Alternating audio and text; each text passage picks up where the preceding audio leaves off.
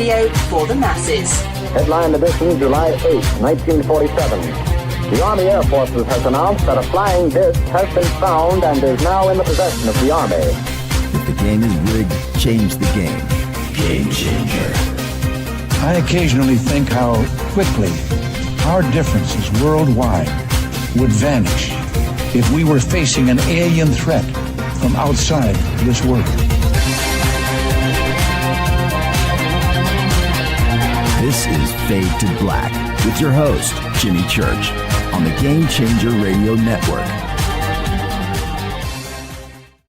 All right, welcome. How you doing? Fade to Black. Yeah. Today's Tuesday, November 4th, 2025. Let's do this, man. Whew, Grant Cameron on the show. Got to get ready. I got to be in playing shape. This week on Fade to Black. Last night, R.L. Poole was here. Tonight, Grant Cameron joins us, 3-Eye Atlas. Tomorrow night, Danny Goller joins us. DMT, the code of reality. You may have seen Danny's videos out there. I've talked about it a lot on the show, where he uses a laser to see the matrix codes. Yeah, it's absolutely insane. We're doing that tomorrow night. And then Thursday night, we've got a scheduling change. Thursday night, AMA AJA. Our guest had to reschedule, so we're just going to do an AMA AJA, which we do once a month anyway. And I was just posting in the chat. I'd love to talk to Grant about this, actually, about what songs, what music is ET listening to on the ship when they cruise by Earth. And I'm imagining something like, forward thinking for the time, like the Cars. I said Randy Newman, his song Cars, Echo and the Bunnymen, something, maybe even almost Depeche Mode. I don't know. There's something that, you know what I mean? Something forward thinking, that Euro synth pop thing that was going down in Germany and the UK in the early 80s. That was such a magical time. So anyway, all the way through the 90s. But in doing that, how do I say this? I'm not sure how to look at it, because if it is some interdimensional blip through space and time that takes just a second, then you don't have enough time to hit play on your audio devices, right? But if they're cruising through space, now once they get here and they're orbiting the planet or flying, and cruising through, yeah, you have time to listen. So what would they listen to? What would they listen to? Would they be eating like a slice of pizza and listening to, but maybe Unchained by Van Halen. That would be pretty good too as well. So there you go. Great week on the show. Tonight, Grant Cameron is here. We're going to be talking about 3-Eye Atlas. And Grant, not only a good friend, but one of my favorite guests. And I just love learning. And that's what happens every time he is on the show. He has been researching and doing this forever. 1975, he kicked things off as a researcher. And then, of course, he became Researcher of the Year many times over at different conferences around the world. He's not only an expert on UFOs, but the government side of things and the presidential side of things, and the pulse of what governments around the world, the United States and Canada and others, are doing with the UFO subject. He is the author of Charlie Red Star, and that's all I've got for Grant, because I just want to get him in. I could do an intro for you for like 30 minutes.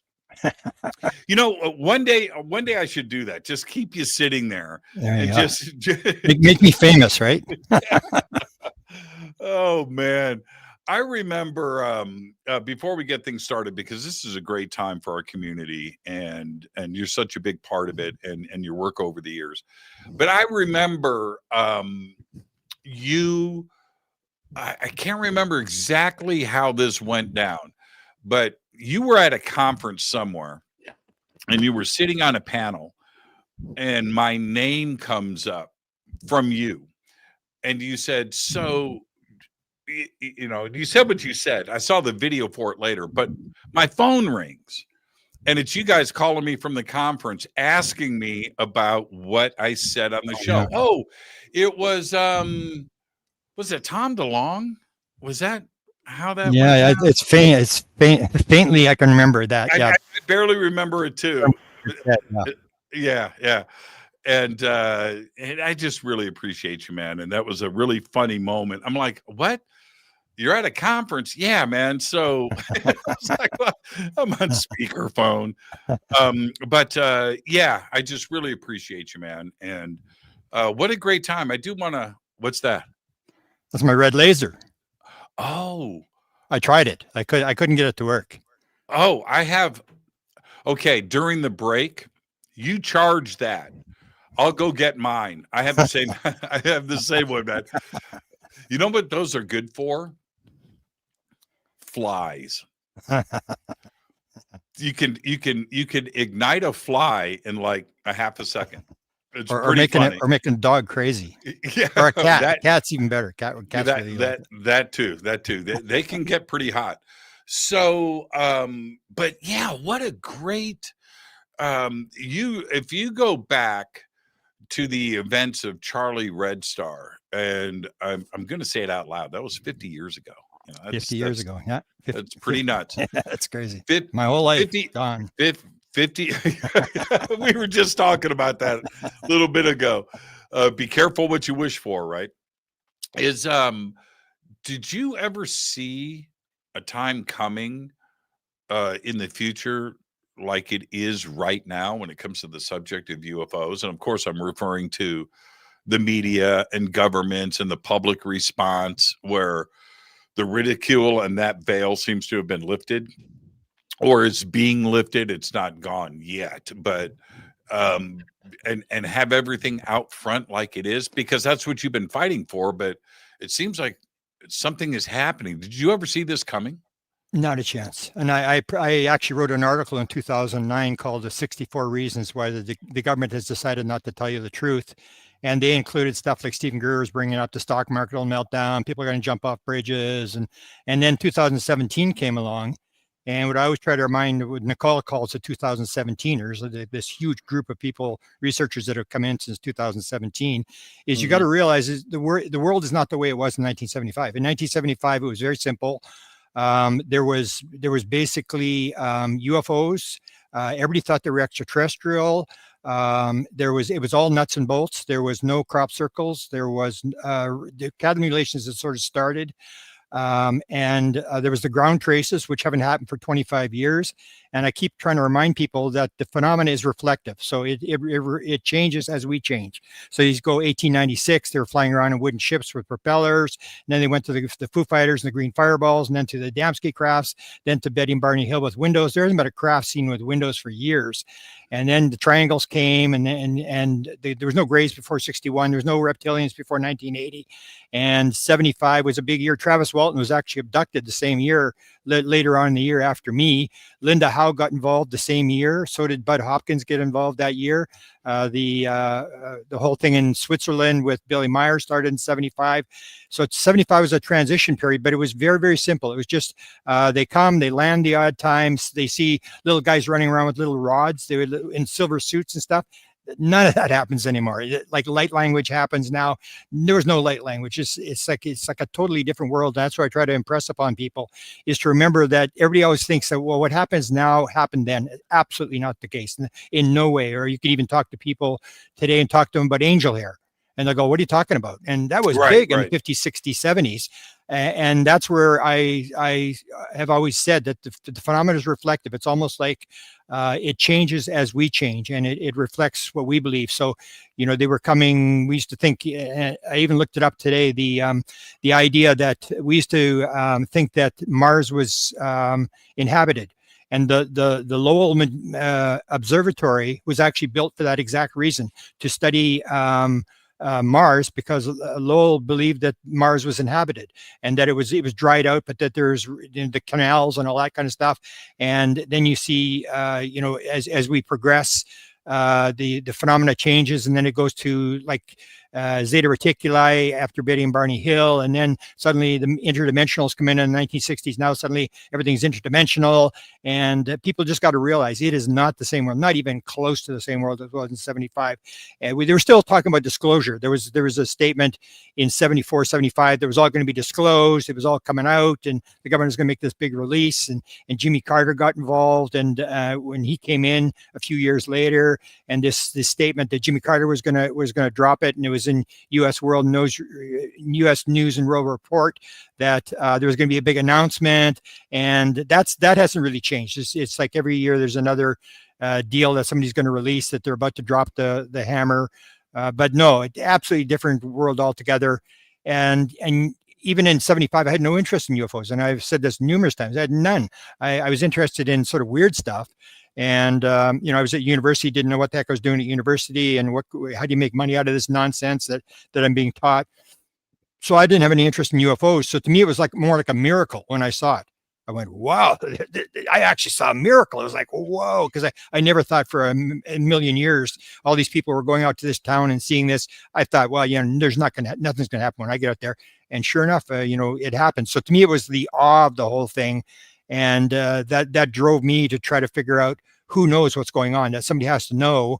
And now I'm sort of in the position where I'm sort of a Jim Semivan guy, where I think Jim Semivan's got the bet. He says, I'll bet you a year's salary they haven't got a clue what's going on. They got bodies and crafts, but beyond that, they really don't know what's happening. So I'm sort of moved into that camp now that to me, that's maybe the big reason for the cover up is there's so many unanswered questions that they really can't really give you an answer, and they don't want to put the president in that position to look like a dummy. I'm picturing you in 1975 in university, a young hip dude, disco's right around the corner. You're doing your partying and stuff. And then Charlie Red Star comes along and snaps you out of that reality and into another one. And you're forced into growing up really quick, right? Because that is a paradigm shift, isn't it? Yeah, you have that with all sorts of witnesses where they can tell you exactly what day it was, where the thing was, exactly what was going on, and yet you can't remember what you had for dinner last night. It's one of these mystical experiences that just sort of turns you around, and you start to believe in this whole idea that, like for me, the incident that turned the whole thing around for me was a film that was taken by a local TV station. Everybody was out there trying to film, and they caught this thing jumping from the ground to 5,000 feet in 3 frames of film. So 1/8 of a second, it jumped from the ground to 5,000 feet in the air. And when they put that film on, then it was like, wow, then we went out there, but I never intended to see anything. And I was just so overwhelmed by what I'd seen, and the fact that the rumor was half the town had seen it. I thought, oh, this is I gotta sell 1 million books. It's like, I'm going to be famous here. I'm just going to go talk to these people. And I went around and everybody was hiding. Nobody wanted to talk about it. And then it took me 40 years to publish the book. And then when I finally got it published, they said to me, oh, you need a release from everybody that's in the book. I said, are you kidding me?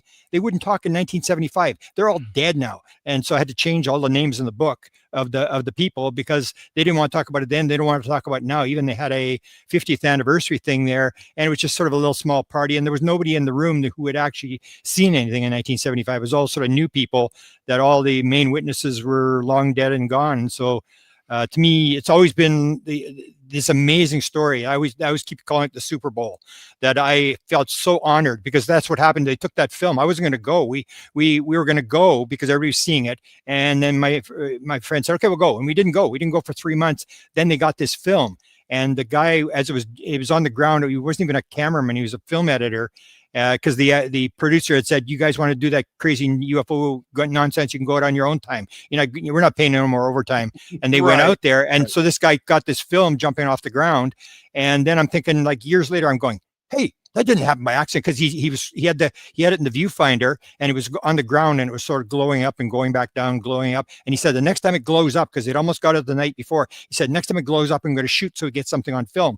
And it was almost like the UFO said, you ready? Get ready to push the trigger. And as he pushed the trigger, the thing jumped in there. And I'm going, a couple years later, go, that wasn't an accident. And then I started getting this idea that they actually needed me out. The same as you hear Linda Howe's story, how she got involved, or how Bud Hopkins got involved. It was the same bizarre stories where they got dragged down the rabbit hole with, Linda's brother phoning her from Malmstrom and saying, Linda, there's nukes, so there's UFOs over the nukes. And then Bud Hopkins, where the guy tells him, oh, there was these aliens, and they were in the park. This thing landed in the park, and these 10 aliens came out with bags and little shovels, and they got a scoop of dirt, and they went back into the UFO craft. I mean, that's a total nonsense story. And he went and found the holes in the park, and he went, whoa, and suddenly he was down the rabbit hole. And they have this ability to do these weird things to drag you down where you can't get out if you tried. That is so interesting. And the color changes too, which is what I want to dovetail off of that and into 3-Eye Atlas, but for a lot of different reasons. One, 3-Eye Atlas has captured the world's attention. This one, you know what I mean? It wasn't something that we were trying to get elevated and get people talking about it. It happened on its own. So that tells me that the world is paying attention to this subject. But the other part is there was a press release today that it changed colors 3 times. Yeah. When 3-Eye Atlas, what do you make of that? When 3-Eye Atlas was first seen, when it came out from behind Jupiter, it was red. Mm-hmm. Okay. Then it turned to green. Now it comes out from behind the sun, and it is blue. What do you make of that? Well, I still think it's not gonna be extraterrestrial. Jimmy Blanchette had a good idea that I sort of went, oh, that makes sense. Where he's basically saying the same thing that happened to me, is maybe they sent this thing on purpose, that somebody flies this thing through on purpose to get us to wonder, and because that's what happens is when everything's paranormal, that's when you get awe and curiosity. And until you've got awe and curiosity, you have no scientific investigation. So they do these weird things to get people's attention. So the changing of the color and stuff like that, it may mean, yeah, sure, it may be some sort of thing, but it doesn't make any sense. Some of it, like Avi Loeb, and that's the part I really don't like, is in the UFO community, we've always had the Rodney Dangerfield thing, where as soon as somebody very famous talks about UFOs, we sort of go along with it. And Avi's pushing this thing, and that's his field, but he's not really a UFO guy. He's an astronomer guy with comets and meteorites and stuff like that, and he needs money. So I looked it up, and sure enough, he's trying to fundraise off this thing. And I worked with academics for 40 years. I was on campus for 40 years, and I knew the thing where you've got to have some sort of thing to get grants. You can't just go on. You got to try to raise money. And so to me, it's the disadvantage of this whole thing is that we are sort of treating it like it's something very bizarre, and it is very bizarre, even in terms of the temperature and stuff like that, where we jump on it when it's really not a total UFO story. And the thing would be, what happens if it is a UFO? I mean, the closest it's going to get is 167 million miles away. And so it's not going to land, even though Avi Loeb was talking about the Trojan horse thing. And it's so you're getting this fear, you're getting this interest where a very famous person talks about UFOs, and suddenly everybody jumps on the bandwagon and everybody wants to get in on it. And then I get very disappointed when I hear a guy like James Lukatsky talks about the fact that I guess he was giving a briefing to Congress. He was in 2011. He's in the congressional facility, he says, and Reed is there. Senator Reed is there, and he says we've got this craft and we managed to get inside it. And everybody goes, yeah, okay. And everybody just goes on to the next story. And it's like, holy cow, this guy's been inside the craft, and he's the guy that ran the OSAP program, high level guy. And those kind of stories, it's kind of disappointing. They just sort of get ignored, or people don't even realize that he said this kind of stuff. Like they asked him, like, what about the inside of the craft? What's it like on the inside of the craft? And he said, if you knew the answer to that question, you'd realize the whole rest of the book is totally primitive. And this kind of thing where, so the Atlas thing is a big story in terms of whether it's extraterrestrial or whether it's not extraterrestrial. It's still going to be very interesting because they're getting all this stuff about the types of metals that are being in the exhaust, that they can learn from other solar systems, how those solar systems, because they believe this one is from a solar system that's way older than us, and this based upon the speed and all this kind of stuff that they look at. So I mean, it's an extremely interesting story, but there's really nothing you can do with it. When you get Lakatsky, there's something you can do with that story. I mean, you get this guy, you put him in front of Congress, and you find out what's really going on when you got a guy being inside the craft compared to what could possibly be a craft 167 million miles away. And you even go back to the whole thing where people get sort of wrapped up with the Heaven's Gate. If you remember that was the whole comet thing, where the UFO was hiding behind the comet and all this kind of stuff, where to me, so it doesn't really matter. And why didn't they, I mean, if it's Trojan horse, if it's going to land on the White House lawn and little aliens are going to go out, why didn't it stop on the way in? I mean, why is it doing this thing, go around the sun and going back out the other side? If it was going to interact with us? Grant, you're at, okay. Let me respond to that.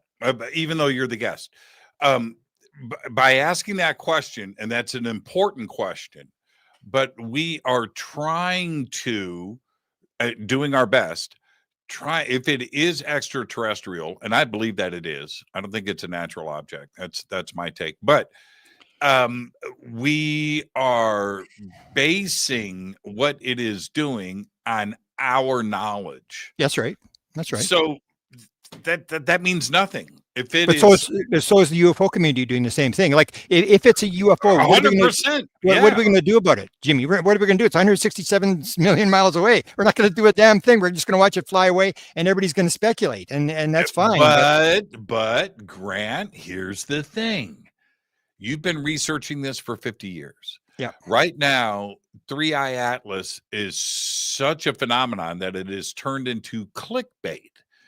And is that a bad thing? No. There is a huge amount of interest in this. Sure. And the one basic question that we have had since we started walking upright is, are we alone?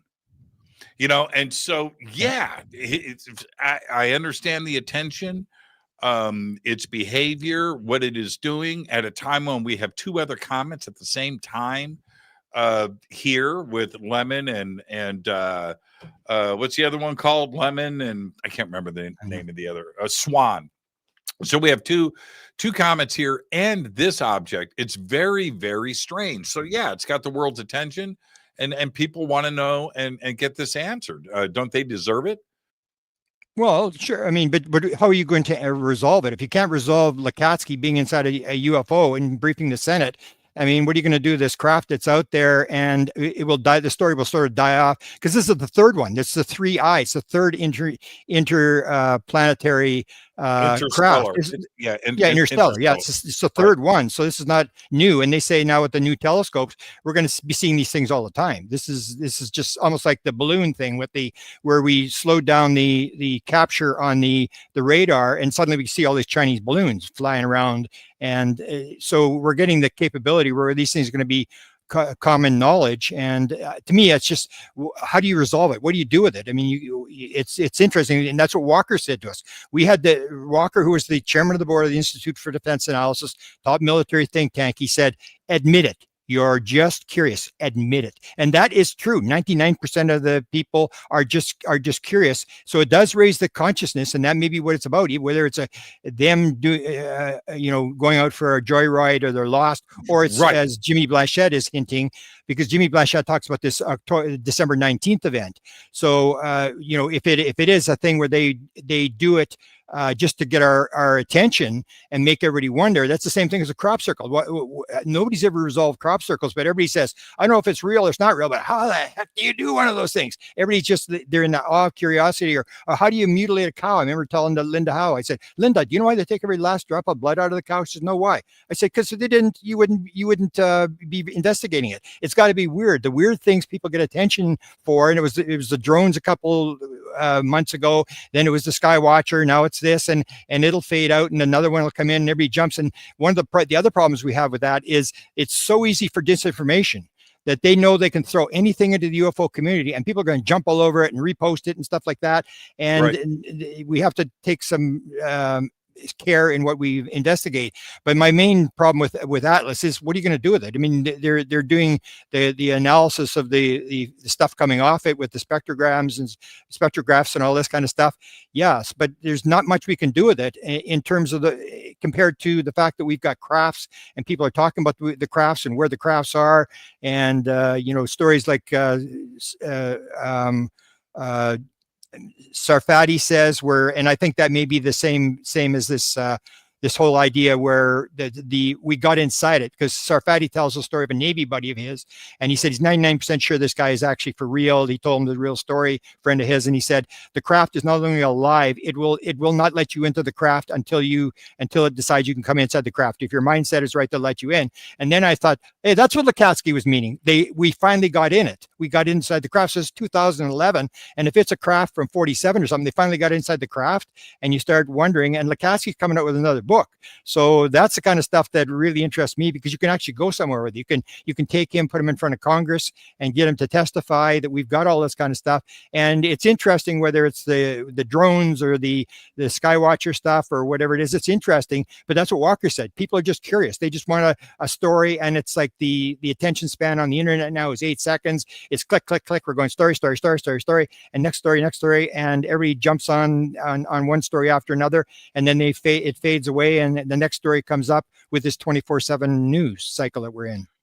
Now that makes a huge amount of sense to me, and I have no problems with that, bringing the awareness that maybe it's just a drive-by, so we can start to evolve as a species. Right. And one of those things is, are we alone in the universe? Right. And so they drive by, they hit their high beams, which apparently they're doing, right, and just kind of honk their horn and continue on their way. But then suddenly that question is answered. And maybe we can take the next steps to evolve on this planet and not be self-absorbed into ourselves, and realize that there's a whole galactic neighborhood out there, which our community's always known. But I'm talking about the other 8.5 billion people on this planet. Yeah. But to me, when I saw my first 2 UFOs, I knew. And I've never tried to prove UFOs. I always say to people, don't try to prove UFOs, because the skeptics are never going to accept anything you say. The only thing that's going to solve it is if you go down to the river, Jimmy, and stand there long enough, all the skeptics' bodies will float by.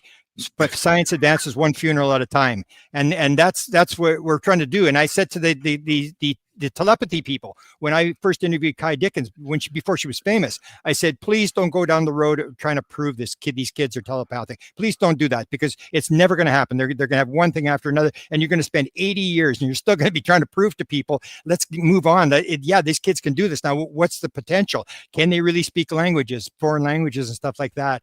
And so the Atlas is an extremely interesting story, but again, it's a curiosity story that it raises consciousness, and I think that's what the phenomenon is doing. My thing is that then again, that's built on present knowledge, that they have these big, huge spacecrafts, and they come and they take them 10 years to get here or whatever. When all the material I've seen in the last 10 years all indicates, Tim Taylor hinted to me, Ron Pandolfi hints this, and Semivan hints this idea that they're not flying here from another star system. They pop in and they pop out. They can appear. And I wrote the book UFO Sky Pilots, where I have 36 people who claim they've flown the craft, and they all say the same thing. You can go from here to there instantaneously. So the idea you're going to have some sort of rock, and even again, you go back to the reflection, that we go back to 1957, and people won't even know the story. And you see how these stories die out. Singer, who was the astronomical guy for President Eisenhower, believed that Phobos was hollow and that it was inhabited. And he seriously believed it. This is the advisor to the President of the United States. And yet, how many people know that story? That just faded out and went away, and nobody really believes Phobos is inhabited anymore. And we just sort of jump from one story to another. I'm glad you brought that up. That Singer story, and it's a very interesting thing. But it's the other side of the Phobos story that is bizarre. One, there is obviously something on Phobos, right? That monolith. There's something there. It's been photographed enough. Yeah. Buzz Aldrin, wearing his there, yeah. Phobos t-shirts. Then Russia sending their probes out, and then the craft comes in and interrupts their thing. And so Singer was 57. The Phobos story continued independently of what Singer had said earlier, but nobody's been back to Phobos. I find that real, or have we, and we just don't know. But Phobos is an anomaly. You would think that we would. Yeah, it's going in the wrong direction. It's rotating in the wrong direction, and it's the same sort of thing as the. That's where you start to go into this trickster thing. Is this random? Is this just some random thing that's happening, or is some intelligence playing these games to raise consciousness? So they're not going to land on the White House lawn and give us a left brain lecture and tell us how to live our lives. They want to do these weird things that drag you down these rabbit holes, and everybody's trying to figure out, like the metals. Like what do you come 1,000 light years and you drop little pieces of metal about the size of your fingernail, and it's like, what are you doing? It's like, come on, this is being done on purpose. You don't come that far and then little pieces start falling off the flying saucer. In fact, that was the first story before Kenneth Arnold was the Maury Island thing, where, in this story now we've heard numerous times where the craft is there, looks like it's in trouble, and suddenly explodes, and there's metal raining down on everybody and stuff like that. And the more I look at these stories, the more I go where Tim Taylor says this is gifted. This is all orchestrated, like a lot of this stuff that's happening in order to get us to realize we're not the only ones in the universe, and there's more than the material world. It's a very, very bizarre world. And in 50 years, I got my main lesson. Whatever this phenomena is, it just gets weirder and more complex and more complex. And that's what happens. The farther you go out into the galaxy, the bigger it gets. See, it was like 100,000. There was 100 billion galaxies. And then 2016, suddenly they changed. They said, oh no, there's 2 trillion. They didn't even apologize. They're out by 20 times. They just change it, And now they say, now I heard the other day 3 trillion, and it just keeps going. Or if you go down into the, the quantum stuff, it gets really weird. And then you get, now we have this idea that there's not even solid electrons or a nucleus. It's all waves inside wave fields and stuff like that. And that's what Jim Semivan said, that the 53% of people in the United States are reading at a grade 6 level. And he said, and then you get this whole thing about quantum physics, and there may not be any out there. It all may be just fields and waves and stuff like that. And there's no physical universe. And he said, and you're going to drop this stuff on these people who can't read? Come on, this is crazy. And that's here's the thing with that. It reminds me, do you remember in the 70s, there was a trend. People, do not send me email. All right. There was a trend in the 70s where parents were throwing their babies into pools to learn to swim on their own. Oh, yeah. Yeah. You remember that? Maybe that's what ET's doing with us, right? Yeah. Doing a drive-by, but letting us mature and grow up on our own. Yeah, sure. You know what I mean? You just need that carrot out there. You don't need the stick to hit somebody over the head, which is what sometimes you just need to dangle the carrot. Yeah, and it's working because you have more and more people interested in this bizarre stuff, and more and more scientists coming on board, and the consciousness rises. Because when I wrote this article called The 64 Reasons, I actually thought that was going to happen, the stock market meltdown. And then what happened in 2017, whether it was the intelligence that was raising the consciousness, or whether it was the government leaking stuff, but in 2017, did the stock market melt down? No. Did anybody jump off a bridge? No. Everybody was going, I knew it. I knew there's UFOs. And now you could even say, they're talking about this catastrophic disclosure. What could be catastrophic? You say that we got bodies and crafts. Everybody's going to go, yeah, we knew that already. Now, where are they from? It's like people know we're building this thing up.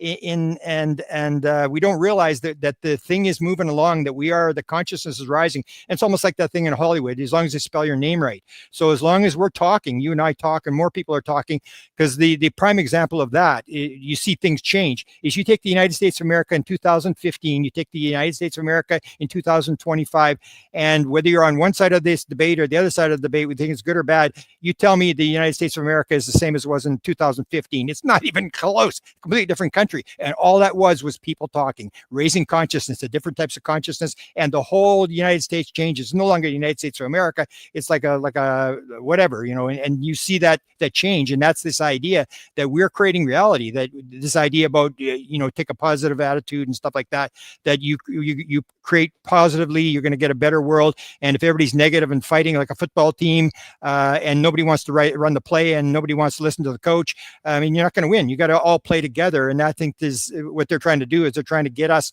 so curious to wonder, what's this thing flying through the sky? What are the drones? What are the sky, the sky watcher stuff, all that kind of stuff. Like the sky watcher stuff, it was 9 different types of objects, all different objects. It's like, oh, let's show them this now. And then the latest one was this, I laughed, was the triangle, or no, the square, the red square in the sky. I said, you watch, there's gonna be all sorts of people reporting red squares in the sky now. And that's what they're doing. They just try this one, now let's move it to here, the fireballs, and then the Foo Fighters and the Adamski crafts, and the crafts all changed. And that's the other thing Lakatsky said.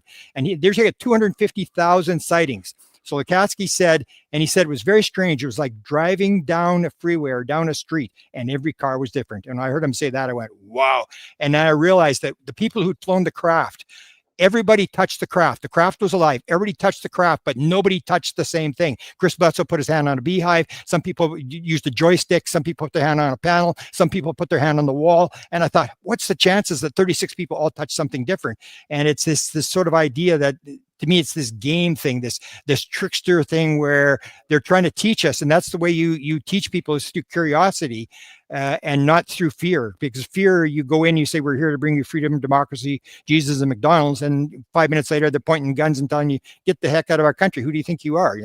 And that's what I think they're doing. And that even Gary Nolan will talk about that. He says, I'm not interested in the 95% that falls within the bell curve. I'm interested in the 5% that fall outside the bell curve. That's where the Nobel Prizes are. And that's what we got to do, is look at that paranormal phenomena, wherever it's coming from, whoever's causing it, that there is a scientific advantages to be looking at. Why does this not fit? Why are these UFOs popping in, popping out? Why is this atlas lighting up, and that sort of stuff? That gets the curiosity going, and it gets people talking. And the more people talk, it doesn't matter whether they're saying bad things, good things, as long as they're talking, which is happening with the atlas, the consciousness will rise, and more people are talking about it. And because you probably had the same thing.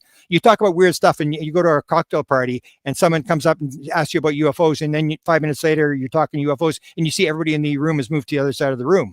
And now you have this situation where people come to me, and how many people came to me and said, hey, you're into UFOs? Yeah. What's with those New Jersey drones? And everybody had heard about the New Jersey drones. They didn't know what it was, but they came to me and asked me about the engineer, and they would never have talked to me about UFOs. But that's the whole thing. It's this curiosity element that gets people going. And until there's a problem to be solved, or awe and curiosity, that's what gets people going. And Einstein said that. They all said that. Where Max Planck was told, don't go into physics.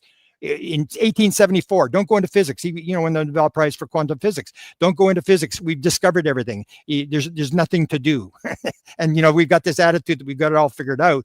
But when you're in the world that you and I are in, and when the more you look at it, you realize what they told me at least 3 times in my 27 high-dose psilocybin sessions. They said, you think you know what's going on? You haven't got a clue. That's what they told me directly. You have not got a clue what's going on.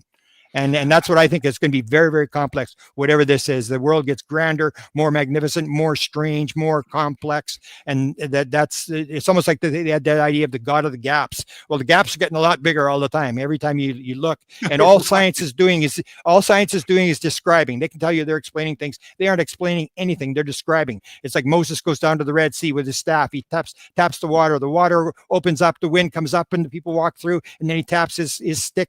And you say, nice story, fantastic story. Now do the trick.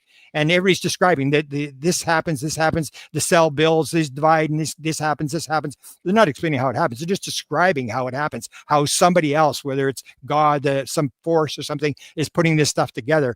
Science is not explaining anything. It's just describing. That's what all you have to do is see something. You don't have to know how it operates, but you just need the idea put in your head. And then you can go and figure it out later. I mean, so many great inventions. The airplane, you watch birds. Yeah. And next thing you know, I was at, you just brought up something really funny. I was at a Halloween party last week. private affair with this chef. It was amazing. And I'm sitting at a table with strangers. Well, I've got a couple of friends with me that I went to the party with, but I've got like 5 or 6 people with me that I've never met before. And somebody at the table said, "Okay, so what do you do? And what do you do? What do you?" They point at me, and I said, "I'm a radio and TV host." "Oh, what do you do?" Yeah. I don't want to say this, Yeah. but I will. I cover UFOs and conspiracies, and the lady sitting across from me, who I've never met, Yeah. looks dead at me, Grant, and goes just like this. "So what do you think about the United Space Federation? Are we ever going to be a part of it?" Yeah. And I went, holy crap. Now, so where did she get this? Yeah. Star Trek. Yeah. All right. But her interest in this subject, is it possible? Is it this? Are we in communication with? And she had a million questions in a row. She doesn't know who I am. Yeah. And for me, it's a really good barometer, because this is a random person, Yeah. right? This is somebody I've never met. This is a pretty good measurement of how people are starting to take this pretty serious. I was very happy. Dude, her questions, she was faster than Grant Cameron. Yeah. All right. Imagine that. Yeah, even the idea of consciousness, people say we're not really getting anywhere. People get all upset. I say, you got to realize we're making great headways. You can go to China, you can go to Africa, you can go anywhere in the world and say Skinwalker Ranch. Yeah, I know what that is. Area 51, I know what that is. Near-death experience, I know what that is. They may not agree with it, but they know what it is. And that you would, 50 years ago, you would not have known what that kind of stuff is. And now that's the thing, is the consciousness is there, and the new generation doesn't even question it. Yeah, oh, sure, there's aliens and stuff like that, and they will pick up on this. That's what Max Planck said. You advance not by convincing your opponent he's wrong. You advance when your opponent dies. The new generation is not offended with the idea. And how did this happen? Is it the media? Is it television? Is it TV shows? Is it Ancient Aliens? Is it the Marvel, Disney products that are coming? Is it that? Is it their generation in general, where there's fundamental change in the DNA, where they just think a little bit different? What is it about that? My daughter's 30 years old, and I hang out with her friends. And when she allows me to hang out with her friends, I should say. But wow, this group, I mean, they know all the names. They know Grant Cameron. You know what I mean? And their interest and their knowledge is pretty dang solid. Yeah. And I have the feeling it was going on way before 2017. 2017 was a good catalyst, good progenitor for a lot of these people with interest. But sure, the big thing I think is television, and now the internet. So television, I've written a lot of articles about the early days where they were influencing Walt Disney to do UFO documentary, and Emenegger with his being given this Holloman Air Force Base film and all this kind of stuff. That what happens is that, like, if you approach a skeptic face to face, they'll just tell you, take 5 steps back and leave me alone. But if you put it on TV, then he goes, this is stupid. I heard about this stupid alien show. I'm going to watch this thing. This is stupid. And you watch it, and he doesn't realize he's getting programmed. And that, you remember back Chase Brandon, 2012, Chase Brandon came out and he said that was his job. Guy? Whatever happened to Chase Brandon? Somebody said that's not even his real name. That's what I heard. Latest story. He was supposed to do another UFO book in 2014, and he never did it. He just disappeared, and nobody knows where he is. But that was his job. He said that was my job. So if you hear Jimmy Church is doing a documentary or a movie, and you're going to talk about the CIA, hey Jimmy, ever been to the CIA? You're doing that UFO documentary. Hey, would you like to go to the CIA? Would you like to go for a tour? And they take them around, and they walk beside you, and they lead you. So that's the old idea. Instead of, Jim Semivan said, we don't kill anybody anymore. If we wanted you dead, you would have been dead 10 years ago. That's what he told Chris Bledsoe. And so the idea is you get on the side of the people, and I'm sure the intelligence agencies are all over it, the internet and TV. That's the influence, how they want to get ahead of the story. It's not they want to try to block it. They're trying to get ahead of, control the story, because they know eventually it's going to come out. They want to be in front front. They don't want to be caught, with some disclosure thing where they can't control it. So I'm sure they're busy, very carefully orchestrating what happens in Hollywood and on the internet. Chase Brandon had amazing hair. Remember that? Yeah. Yeah, and he had a good voice too. He had a very gentle sort of voice. He was like an AI generated talking head for the CIA. Yeah. You know what I mean? He was perfect. He was good looking, smart, intelligent. Was out there doing and he wrote the book, he wrote that book, The Christos Conundrum, and he said it had been reviewed, I think, 8 times by the CIA. And then he said, if you want a good read the book. If you want to learn something, read between the lines. Yeah, well, so Chase Brandon allegedly, let's just go with allegedly, was a CIA employee, did various things over the years, but he came on to the UFO scene from the CIA and was doing a lot of stuff. He was doing the news, he was doing this, he was doing that, and writing books. Well, so Chase Brandon, this is for the audience that may have missed this, and he's a good rabbit hole to jump down if you can find some of his stuff out there. But so he's on the verge of releasing a book, and his publisher was saying that the CIA kept editing the book, eliminating chapters, eliminating pages, eliminating this, and the book was delayed and delayed and delayed. And who knows if any of that was true? I don't know. But how do we know what is missing from the book when it was finally published? But that was a crazy period for ufology, wasn't it? The Chase Brandon era. Yeah, and he basically described this fact that this is what we're doing. This is how it's done. If you save the world, you're a spy, and you save the world from nuclear disaster, you want to write your book. Okay, fine. You change the names, you change the dates, and sure, you can write your thing. You write it in fiction. You fictionalize the whole thing, but you got to do that if you're an intelligence agency. You got to stay on top of the thing. And they've done this. When people, they sort of think that they can take whistleblowers and use their stuff or whatever. And I say, you got to realize these guys have been doing this since World War II. These guys know exactly what they're doing. You better be careful with what you're doing, because these guys know exactly how to walk around anybody and get you to do what they want you to do. It's a pretty major organization to try to take on. They know exactly how to, psychology and how to manipulate with magicians. They study the magicians, how to do sleight of hand to trick people and stuff like that. It's all about controlling people to get your message out and kill the message from Russia and China and stuff like that. But Chase Brandon was one of many. But we have an opportunity right now to do just that. So let's speculate for a second. All right. Let's assume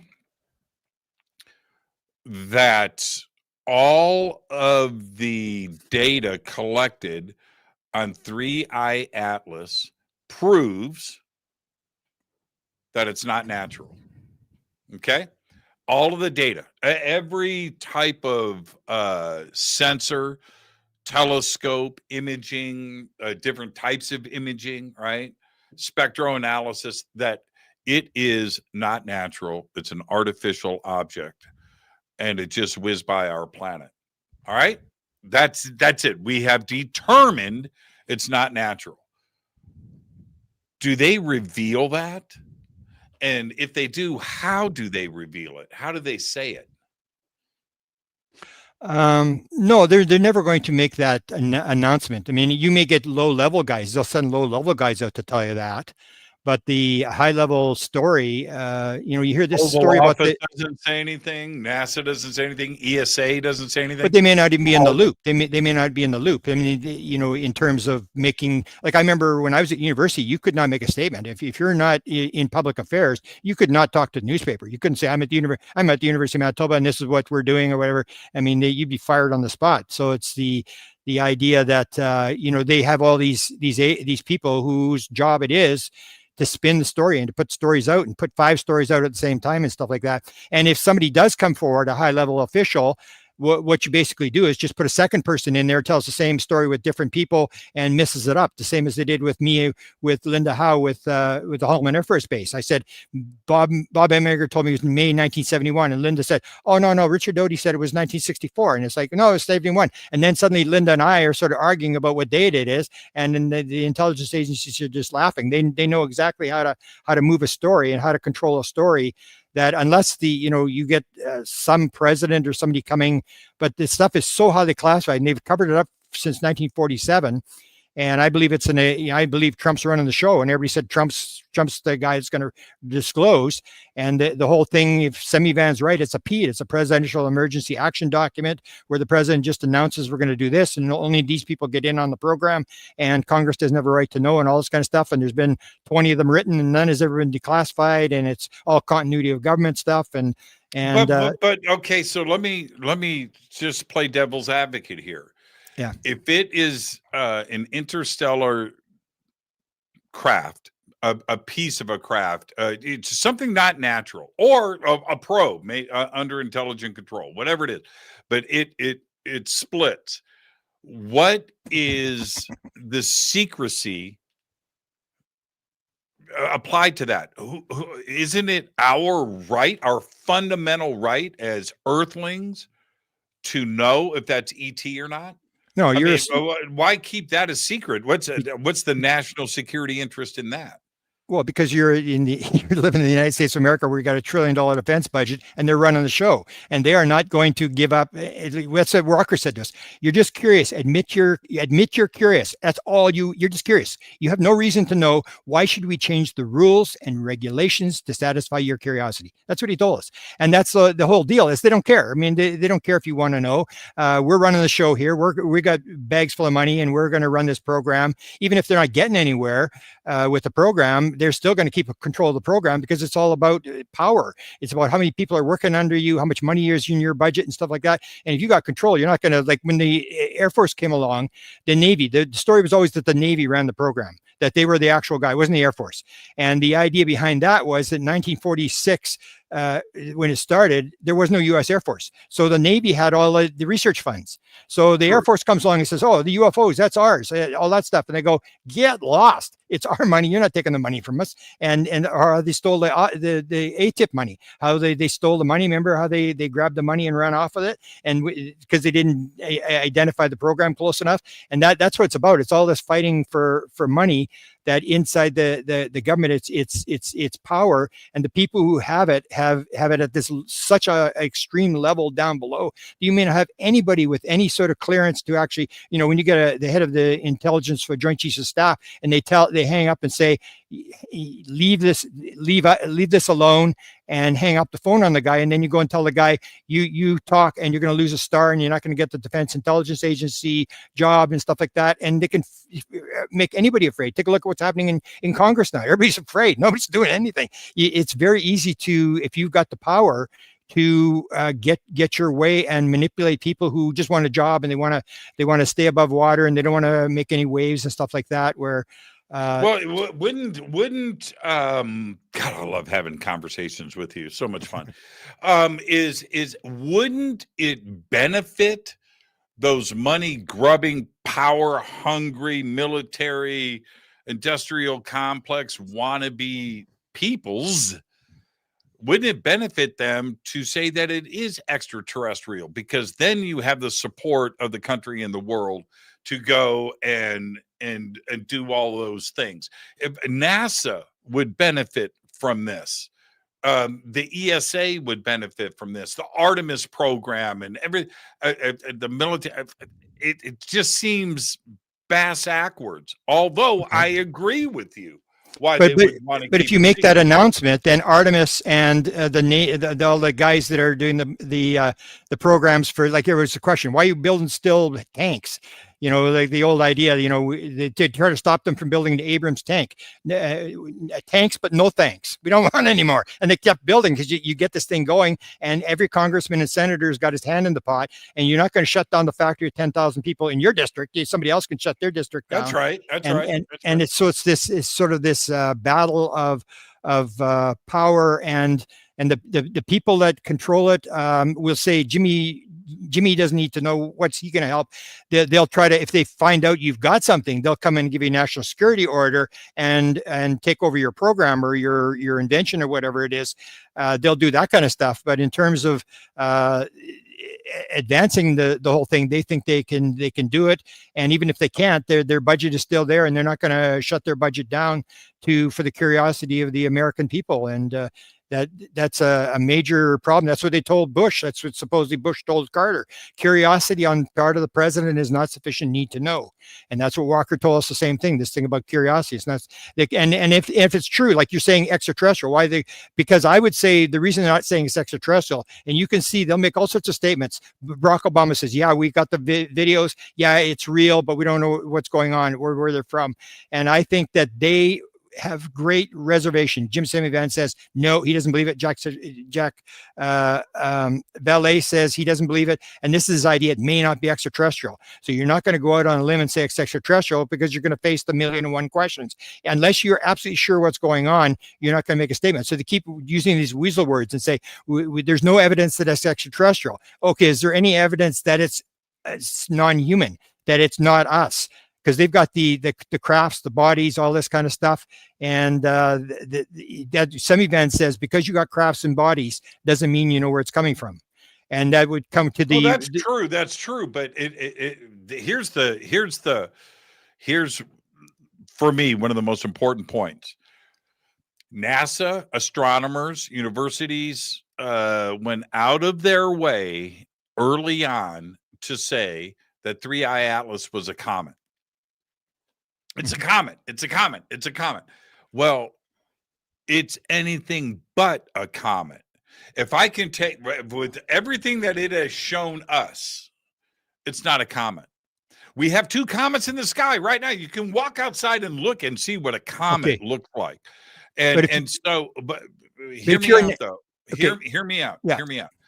Now the information that is coming forward is now everything but a comet, right? They're talking about this. It could be this. It could be this. It could be. So comet. They put all their money on the table just thinking that creating that dogma is enough to take the interest and the curiosity off of this object.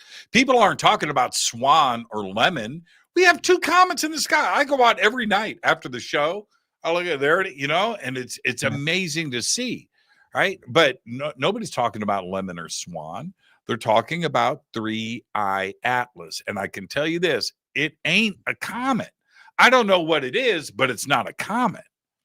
Okay. But if you're a high level scientist at NASA, spent your whole career, you're going to step out and say, oh, I think it's extraterrestrial. You're gone. It's like the old thing where Hal Puthoff was asked, do you think you could name the 12 people that are running the program? Yeah, I think yes. As the story goes, yeah, I could probably guess pretty good. And why didn't you do it? Well, because you'd go to the New York Times, publish an article, I'd have to deny it, and then everybody would stop talking to me. And same thing would happen if you were a high-level scientist in the government and you came out and said this is extraterrestrial. I mean, everybody stops talking to you. You know you're not going to get a budget anymore. You got to go in front of committees to get budgets, and they're going to go, "Aren't you the crazy guy with the comet? You thinking that thing was an extraterrestrial?" And it's this thing that always works against us is the attitude, and that's why I say when this thing finally gets disclosed, because there's always this thing, the religious people are going to jump off bridges. I say, no, this is going to be very spiritual, this thing. The religious people aren't going to jump off the bridge. It's going to be the people who spend $60,000 a year to go to MIT, or he's going to go, are you kidding me? I spent $60,000 a year to go to MIT, and you're telling me it's all garbage? All that stuff they were teaching me? Those are the guys, the scientists are going to be the guys fighting over the cyanide pills, because their worldview is going to be shattered. This idea that it's just a material world and, we're alone in the universe and stuff like that. That's the guys that hopefully for them, they die before it gets disclosed. Because if you get your whole career and you spend your whole career teaching something and suddenly it gets blown out of the sky, I mean, you feel like, you ruined your life. You wasted your life. So it's that stepping out is very dangerous. And Avi Loeb can do it because he's a famous guy, but you're not going to get many other guys that are going to do it. It's like the idea where they say, you're going to go into UFOs, and they always say, get tenure. Don't go into UFOs. Yeah, that's true. That's true. That's true. But here's the other part about that. It's a numbers game. And it's like this.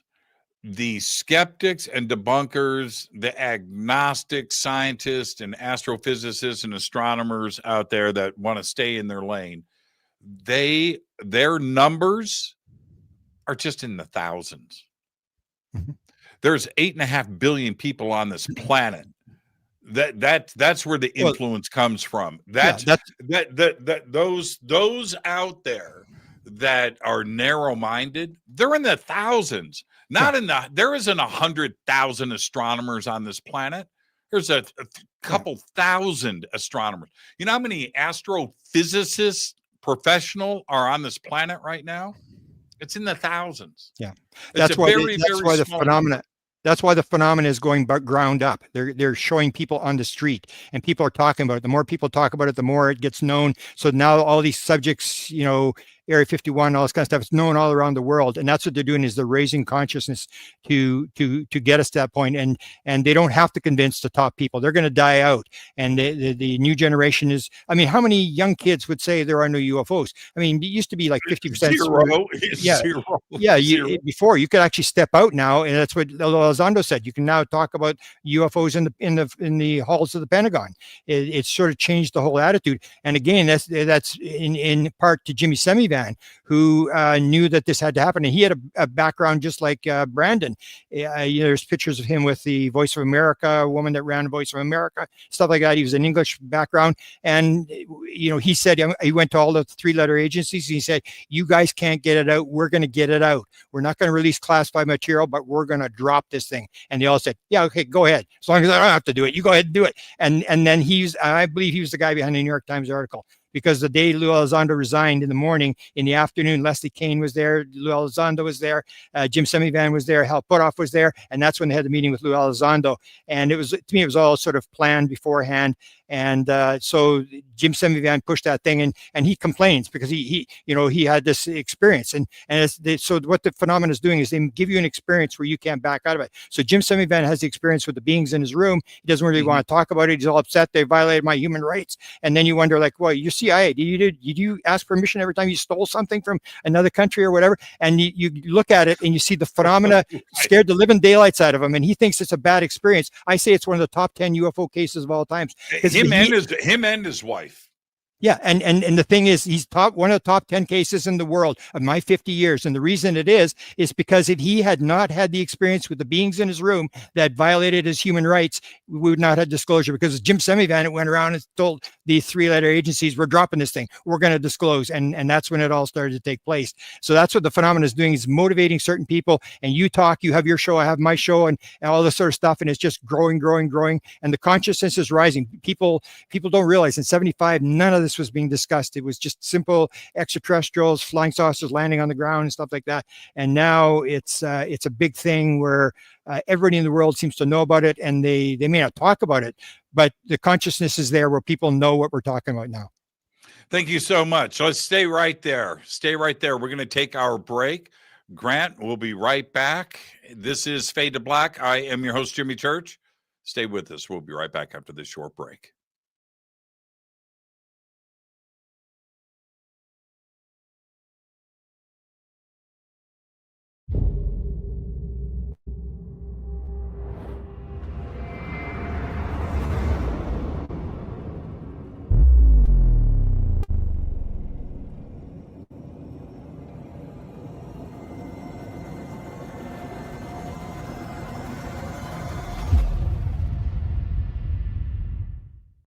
Subscribe to our YouTube channel to get your alerts and access to over 2,000 videos. Click that subscribe button right now.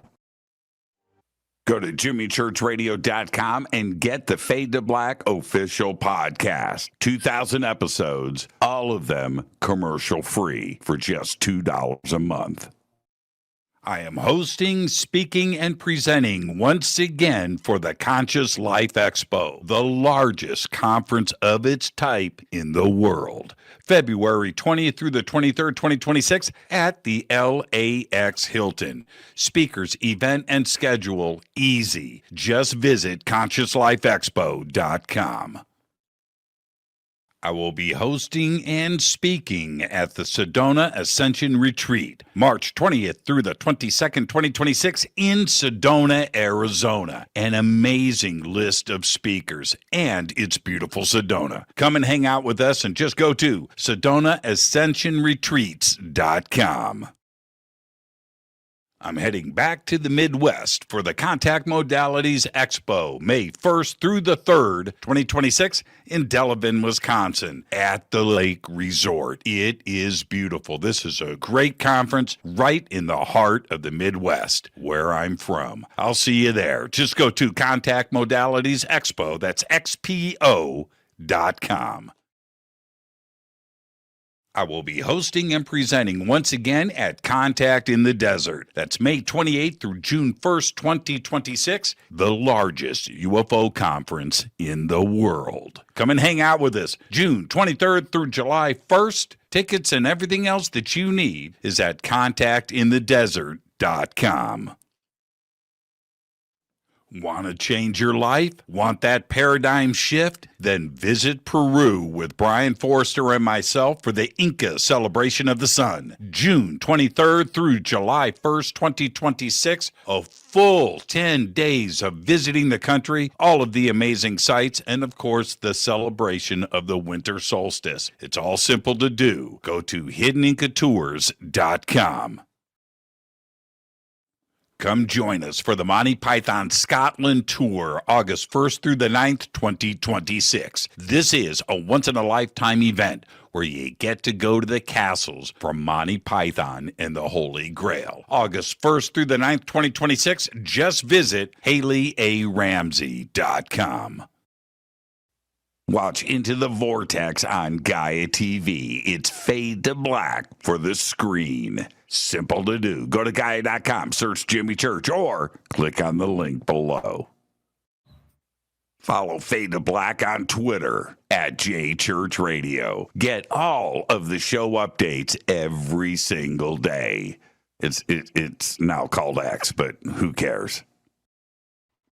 Go to jimmychurchradio.com and become a Fadernaut. Get a membership. That's right. Everything is commercial free. You have access to downloads, and you get to call yourself a Fadernaut. Jimmy Church, Gaia TV, Fade to Black, here at Machu Picchu with Brian Forrester and Hidden Inca Tours. Amazing tour so far, Brian, but we're here to announce what we're going to do next year in 2026. What's going on? Okay, November 2026, we're going to have our major tour of Peru and Bolivia, either a pre or post tour of Paracas and Nazca on the coast. And then after that, 6 days in Easter Island. Bucket list, Easter Island. Come join Brian and I and his amazing team here at Hidden Inca Tours for Peru, Bolivia, and Easter Island. Signing out. Say goodbye, Brian. Bye, gang.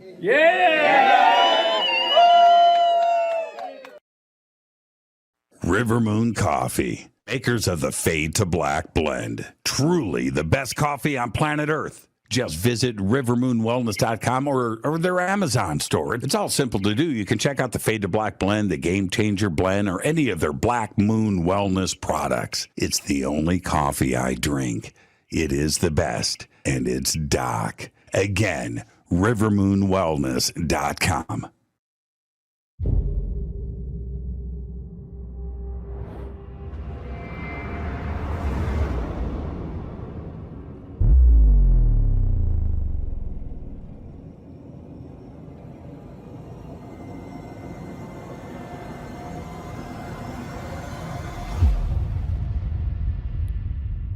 All right. Welcome back. Fade to Black. I am your host, Jimmy Church. Tonight, Grant Cameron is with us talking about 3i Atlas.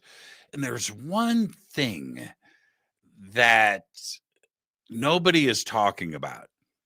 3i Atlas is going to be tracked, and it is visible. It is self-illuminated, and we're going to be watching it for a long time.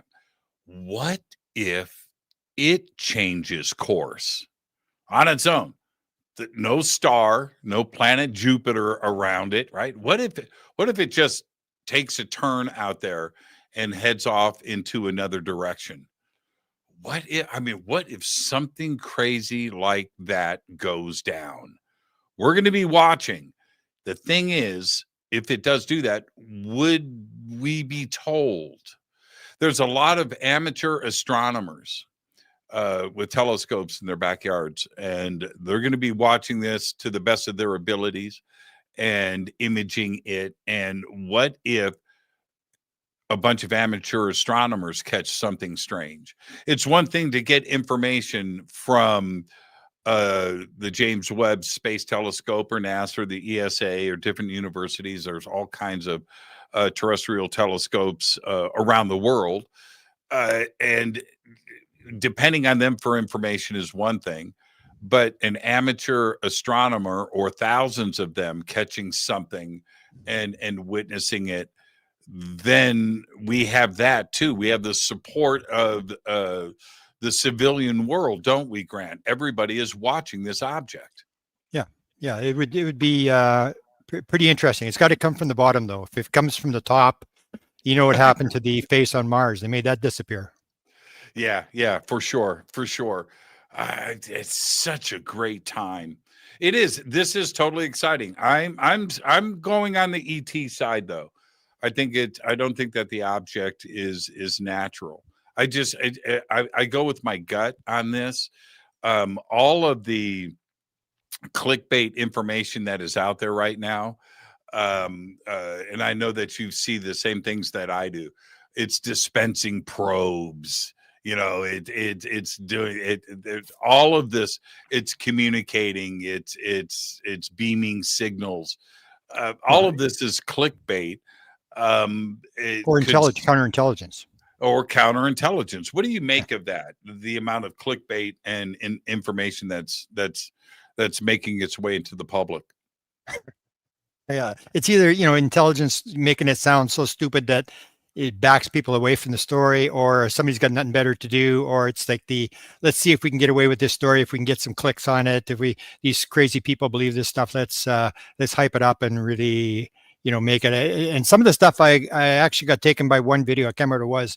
It had nothing to do with UFOs, but I was really surprised when I found out this was a fake video. I was like, whoa, it's just incredible what you can do now, where the people let's see how much we can get away with. I can make a better video than you. I can get more clicks on my story than you. And it's a dangerous time in terms of everybody's got a New York Times in front of them. They can put on whatever they want. And, it's how do you know what to believe, what not to believe? Well, you brought up Avi Loeb earlier, and what impresses me about Avi is he is data driven. He doesn't comment on anything that isn't supported by data. You're not going to get comments from him about reptilians or the Greys, or you know what I mean? That's not going to come from Avi. But if it's supported by data, and he has a way of applying data to his research, that's what he does. It's way beyond my scope of things, but he is data driven. He's not sensational with his stuff. When you read his book, Extraterrestrial, point after point after point based on data is how he came to his conclusions about Oumuamua. And he's doing the same thing right now with 3i Atlas, purely data driven. That has to bother the establishment somewhat, don't you think? Well, SETI people would say the same thing. They're data driven. It's like, to me, my only objection about the whole thing is it's really not a UFO thing that we can really analyze when we've got stories like the Katsky story and, some of the stuff that, David Grush is putting out, where that just sort of slips under the radar. And, it's for whatever reason, I'm just looking for the answer. I mean, I'm getting old. I don't have too many more years, and I think I sort of know what's going on. But in terms of, I'd like to see something being resolved in terms of the government issue. Well, when we look at different statements, and Lukatsky, I have his book, and his stuff that he says pretty right, and David Grush and others, they're certainly not the first, but they lack. Here's the only issue that I have with those kinds of statements, and I can even put this on somebody like Bob Lazar, is that you can make these statements, but you don't have the other part to back up that statement. Where it take us to the hangar, Lakatsky, where you went on board the ship. What's the address? And it was the same thing with David Grush. Well, I'll do it in a skiff. I have the list of, give us those addresses. I mean, it's now just a put up or shut up situation. Give us the names, give us the companies, where was the location, and let's go and look at this. What we can do with 3i Atlas, it's right there. We can see it, and that's the component that is missing with all of the other, Although they all state it's a process. Even Chris Bledsoe told me before the whole thing blew up, when Hillary lost the election, they had a program, 7-year program to disclose UFOs. And because Hillary lost the election, they had to revamp the program. And then they came out and you saw the Schumer Amendment. What was the Schumer Amendment? We were basically had 2 Republican votes that blocked it. The 2 guys on the armed services and intelligence in the House, they blocked it. Otherwise, we would have had disclosure today. It was all going to be released in 6 years. There was going to be subpoena power, all this kind of stuff. We would have had disclosure. We got pretty close in terms of actually getting there. So Lakatsky actually made another statement. He said, my job, I don't know about Colm Kelleher, he said, but my job is taking highly classified material and moving it down to lower classifications. And Bobby Rainman said the same thing in the taped interview.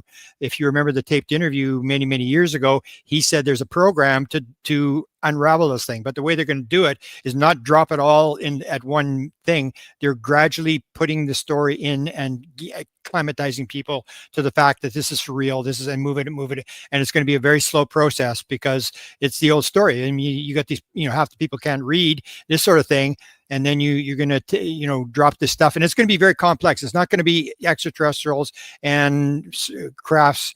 When I talked to Tim Taylor, he indicated to me it was like a portal type thing where they're popping in, popping out.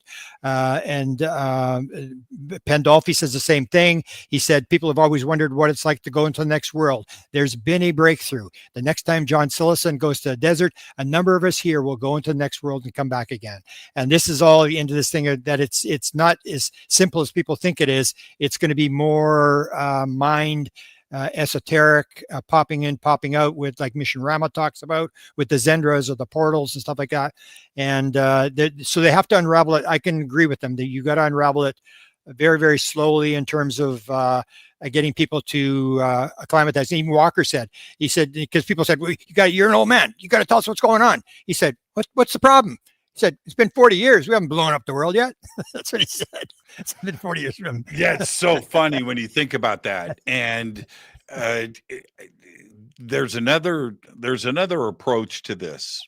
And this is humans as a species, we get smarter every day. Our ability to understand more increases every single day. Right. And if you think about the way that just the average Joe, the average Joette, right, the average person understands science today, the mindset just 100 years ago, even 50 years ago, was completely different than what we can understand today. Time travel, the multiverse, entanglement, and Marvel and other things have a lot to do with that because they're heavy science based. But you have Star Trek and Star Wars and all of this stuff. So we have a different way of looking at it today. But you know what? So does ET. So if we go back just as recent as before World War II, Grant, we didn't have radar. That is new technology. So before World War II, ET, any advanced race that was visiting this planet could come and go as they pleased. We didn't see them coming. We didn't have satellites. We didn't have deep space. We didn't have any of that. Right. And so ET had to adapt. Once radar came in, satellites came, deep field, deep sensing abilities to track things in space. once that was there, ET couldn't do that with us anymore. And that's why the interdimensional component makes so much sense, that they would have to approach this planet in a different way if they want to be a little bit clandestine, or, not get shot out of the sky too, as well. Yeah. And I think that the planet understands that the interdimensional component to this is a real one. And I don't think it's because of anything else than where we are as humans, and where we are in our advancement of technology. Before World War II, it was freedom of the skies, and that's the way that I look at it. And yet in another way, I always have this thing about sightings, where why do UFOs make triangles and fly through the sky? It's like, it's like there's hell, look at this.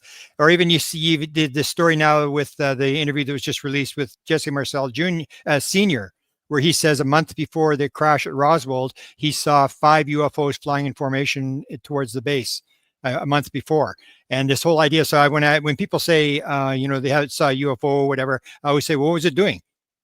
Wasn't doing anything. It was just there. Do you think it saw you? I think so. Do you think it saw you? You knew it saw you? Yeah. And it's this whole idea that they're showing up and they're just motivating people down the rabbit hole and not really doing anything. Because that's the thing that amazed me. The second sighting I had, that it came towards me. So it came directly at me, made a left-hand turn, and then it sort of went back and went into the northeast. And I'm thinking, like years later, why did it not just go from the west into the northeast? Why did it have to come at me, directly at me, and go? Because they wanted me to go, what the heck is going on? And it was like this display where you see the studying that got Bud Hopkins involved. He's driving in with his friends from Britain. He's on the coast, and this UFO just appears over the car, and it's just sitting there, plain daylight. It's not doing anything. It's just sitting above the car, and he's looking at this thing. And that's what in '63 or whatever it was. That's what started him down the rabbit hole. And you hear all these stories. Jacques Vallée started with a UFO over the church, and it was just sitting there. It wasn't doing anything. And it was this idea where you can't figure it out,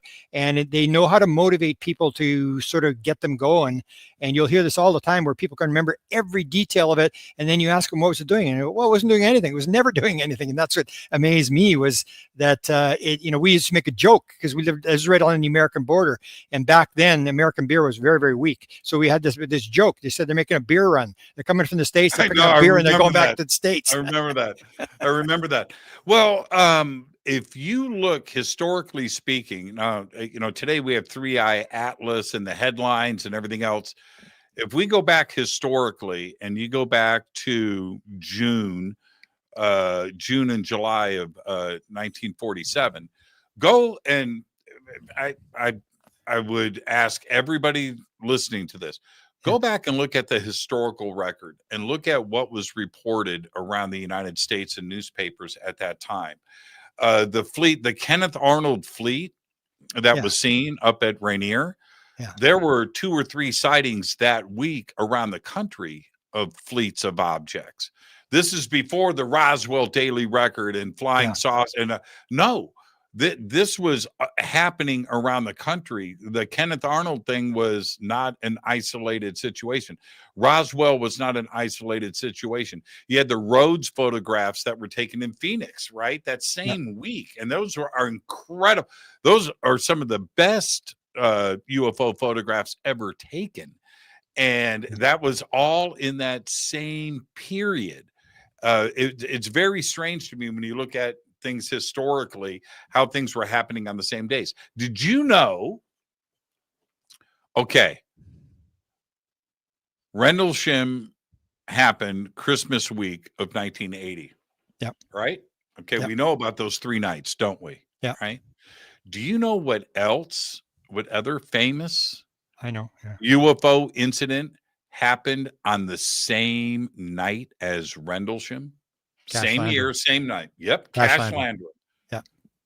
How crazy is that? Yeah. And, involving injuries, involving the Air Force, right? Triangular, strange craft, all of that on the same night. Now, at what point do you go, that's coincidence, to the debunkers?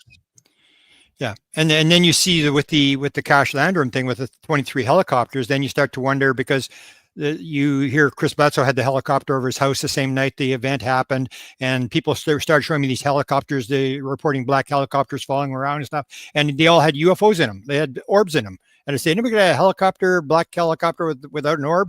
And then you start wondering, is it actually a helicopter or is it them? Like 23s, they make these displays. 23 make it look like there's helicopters, make this big thing. Or in Rendlesham Forest, why do you have to come back 3 nights in a row? And why do you have to shoot the beam down into the nuclear weapon storage area where the nuclear weapons are and stuff like that? And to me, it's always this display thing where they want it just grand and, almost like when you get Skinwalker Ranch, and you got to sell it to History Channel. So you got this phenomena 3,000 feet up or whatever. And then you say, what are we going to do? Let's shoot a rocket at it. Because that's big for the TV. We're shooting a rocket at some of this thing. And I think the phenomenon is doing the same thing. I always call it the theory of wow. It's like, or the Jesus circus. If Jesus hadn't done miracles, walked on water, fed 5,000 people, raised Lazarus from the dead, you never heard of the guy.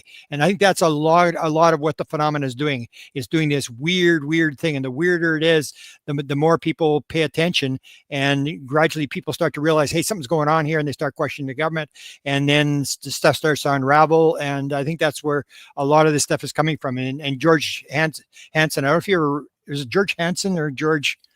He wrote the Trickster book, and I remember. Right. Yeah, right. And that was his whole phenomena, was that a lot of this stuff, it has this trickster element to it where they sabotage their own witnesses, and they do these weird things where, they got the men in black, which again, Lukatsky said, we have confirmed that there are men in black. And they said, men in black, like the government? No, real men in black.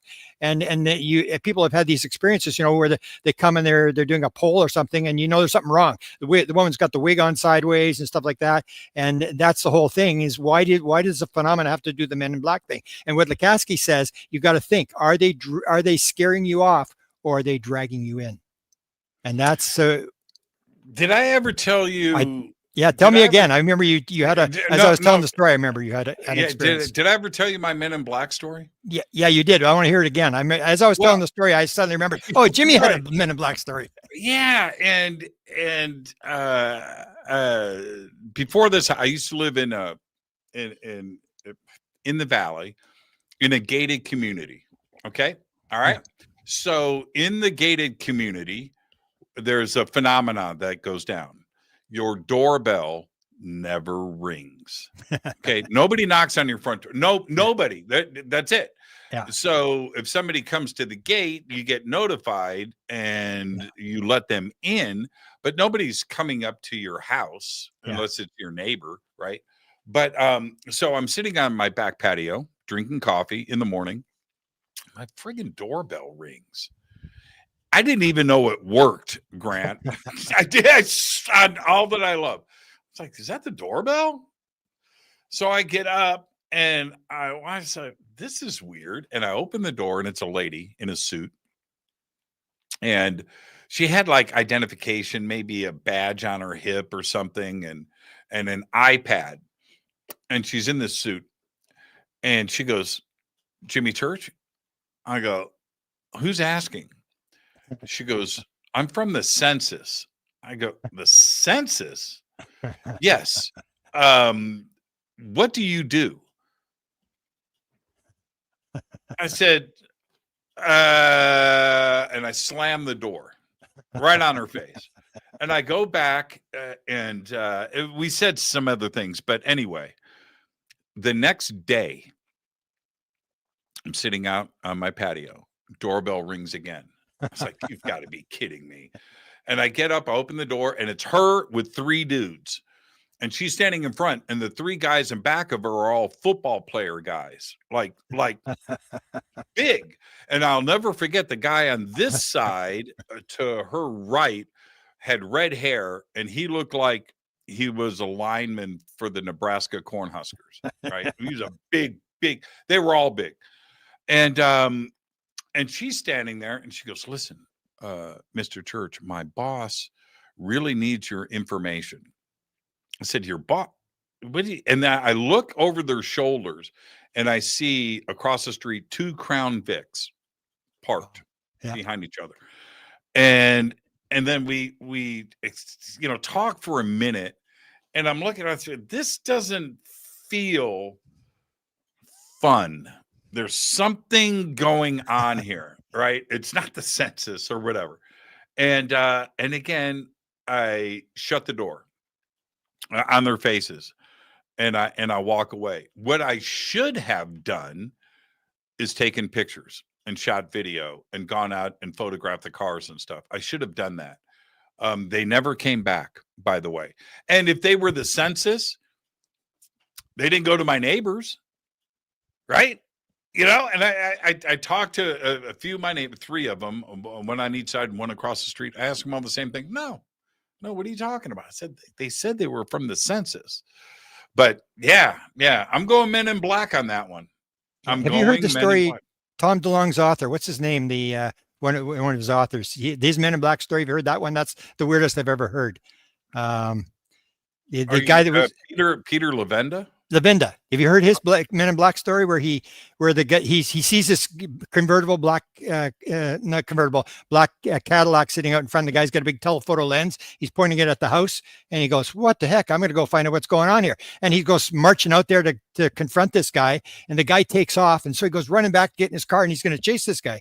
And then he says, as he's backing out, this station wagon, old station wagon with the wooden panel stuff comes, and he pulls in behind him and blocks him.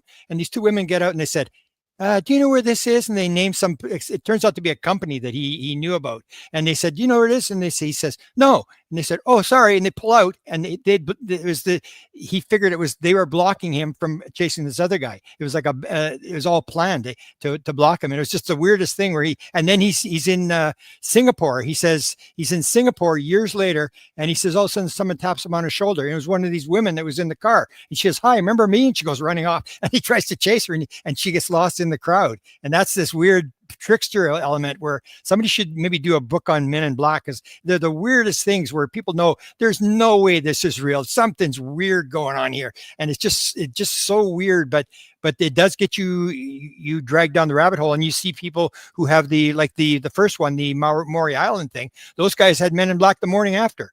So it couldn't be that they were, claiming the government was doing it. That was the first major sighting. And these guys had Men in Black, and you see it all over the place, with major witnesses where you have a sighting, and then suddenly you start having all these weird paranormal stuff and Men in Black, and it all sort of fits together. Helicopters and. You know who was involved in all of that, all the way to the Kennedy assassination? Oh, yeah. Fred Chrisman. Yeah. Fred Chrisman. Yeah. Who was also... It got all wrapped up with Peter Lavenda. Yeah, that's just kind of weird. Yeah. You hear Peter Lavenda tell the whole story because Peter grew up in New York. Yeah, and what was going on there, and it was the FBI. It was this. It was that. It was secret organizations and everything else going on next door to his house, and friggin' you do the breadcrumbs backwards on that, and it's friggin' Fred Chrisman. Yeah. Who somehow that guy was involved in like every conspiracy in the United States. Every crazy thing Fred Chrisman was at the center of, going back to friggin' Maury Island. Yeah. Isn't that nuts? Yeah. And that's almost like that thing when I did the psilocybin thing where they told me, you haven't got a clue what's going on. The more I look at it, the more I agree with that. It's so complex and so weird. And it's almost like I can remember somebody that made that statement where if it isn't weird enough, it's not real. That's your determination. If it's not weird, it's probably they're making it up. But if it's really weird, like I had the thing with the people on the craft where the first woman told me I thought she was insane. And then these other people started telling me it didn't make any sense that you let some 70-year-old lady fly the flying saucer type thing, and you see this over and over again, this pattern of this bizarre element where you'd never believe it in a million years, and yet it seems to be motivating people and moving them down to realizing the world is just not what you think it is. It's way more complex, way more paranormal. And you and I are on the sort of the leading edge of this field where it's happening to us. And we sort of feel honored that we actually got to play the game in terms of seeing this kind of stuff. Well, you certainly have played the game. And today, Dick Cheney died. right? Yeah. I forget how old he was. He was like 136 or something. No, 84. I was younger than I thought he was. Wow. 83 or Really? 84. That's all he was. So Dick Cheney died today, but you, whatever people's opinions about Dick Cheney are, that it's beside the point. But in 1981, you got a chance to interview him and talk to him about the subject of UFOs. Can you tell me about that? Okay, it was April 2001. Oh, I thought it was. What did I say? 81. 81. Yeah, it was right after 2001. Bush gets elected in. He comes into office in January of 81. This happens in April of 81. So basically, it's a long story. I'll just tell a little bit of the story. But Bush had there's a guy by the name of Charles Huffer, who used to, he was a big Republican guy, and he lived in Fayetteville, Arkansas. And every time the Bushes would go back before election, they'd go back to Texas to vote, they would stop in Fayetteville and encounter him. And he would always ask them, are you going to release UFOs? So he gets Bush the one time, George W. And he said, are you going to release the UFO stuff? Yeah, yeah. And he goes into an event. He's speaking at an event. He comes walking back out again, and Huffer's still standing there with his tape recorder. And Cheney is right with him, and he says, are you gonna do it? See, I promised you, I do it. This guy knows everything. He was former defense secretary. He knows it's the first thing he's gonna do when he gets to the White House. So of course he comes into the White House February or January, end of January, and of course nothing happens. And so we're all wondering what's going on. And Laura Johnstone, I don't know if you know that story. She starts on a 42-day hunger strike. She says to Bush, you're going to release this. These people deserve the truth, and I'm going to do this. And then the UFO community attacks her like she's the plague. And I asked her when I came to California, I said, Laura, why did you quit the hunger strike after 42 days? She said, they all harassed me. They couldn't care less. So why should I die for them? That's what she said. She was sitting on, I think, Senator Feinstein's front door. And this went on for 42 days. So the story started to pick up some steam. And then I heard that Dick Cheney was going to be on the Diana Rehm National Public Radio show in Washington, D.C., and I knew how to get on the show. So I took off from work, and I went racing home, and I got on the phone, and I was the first question up. And, of course, he was former chief of staff for Ford, Secretary of Defense for Bush Sr., and now he's the vice president, and he was actually in the White House when this conversation took place.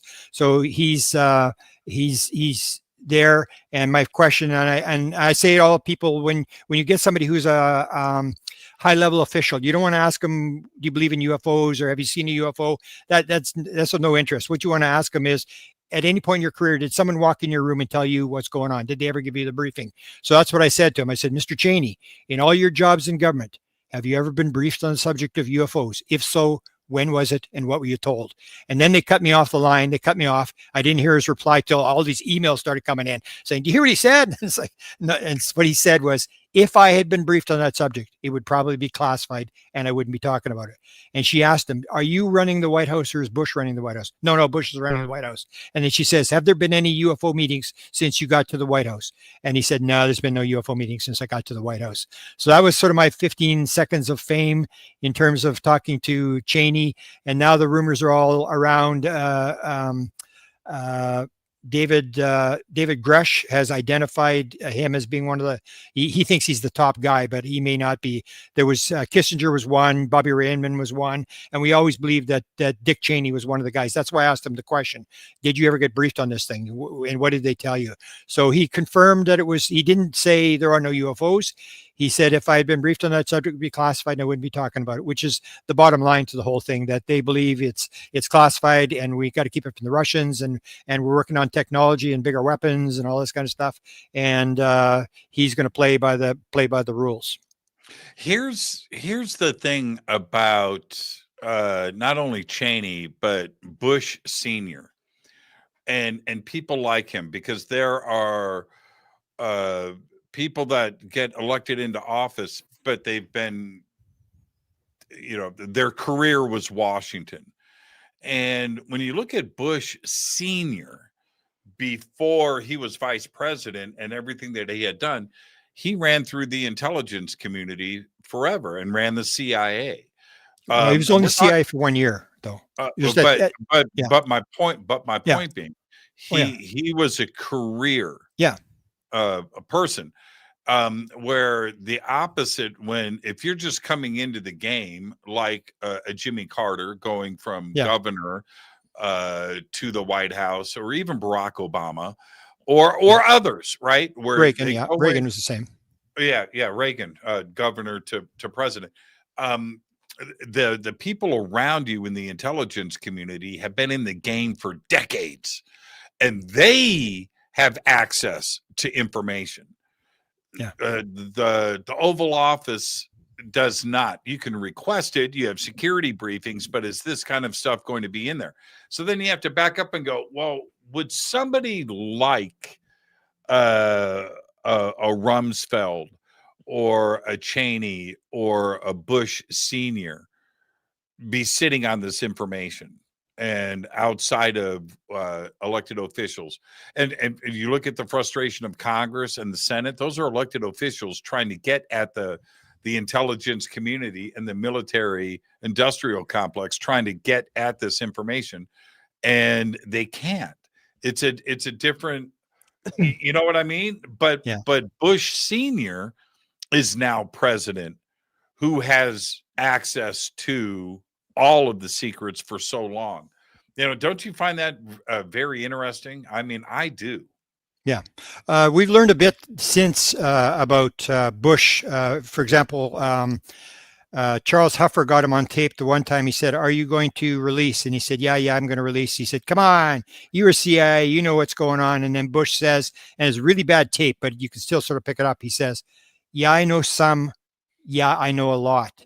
And Eric Davis has now confirmed that he talked to Bush about the Holloman Air Force Base film, and the NIS was busy trying to track that thing down because they had inside story that this is actually for real. They actually had the film, and so he asked. There was all these counter stories to the Holloman thing. It was an A-12 flaming out. It was lenses. They didn't want to show the lenses to the Russians that they're using to film, and it was what they had all sorts of bizarre explanations of what the counter explanations of what this was.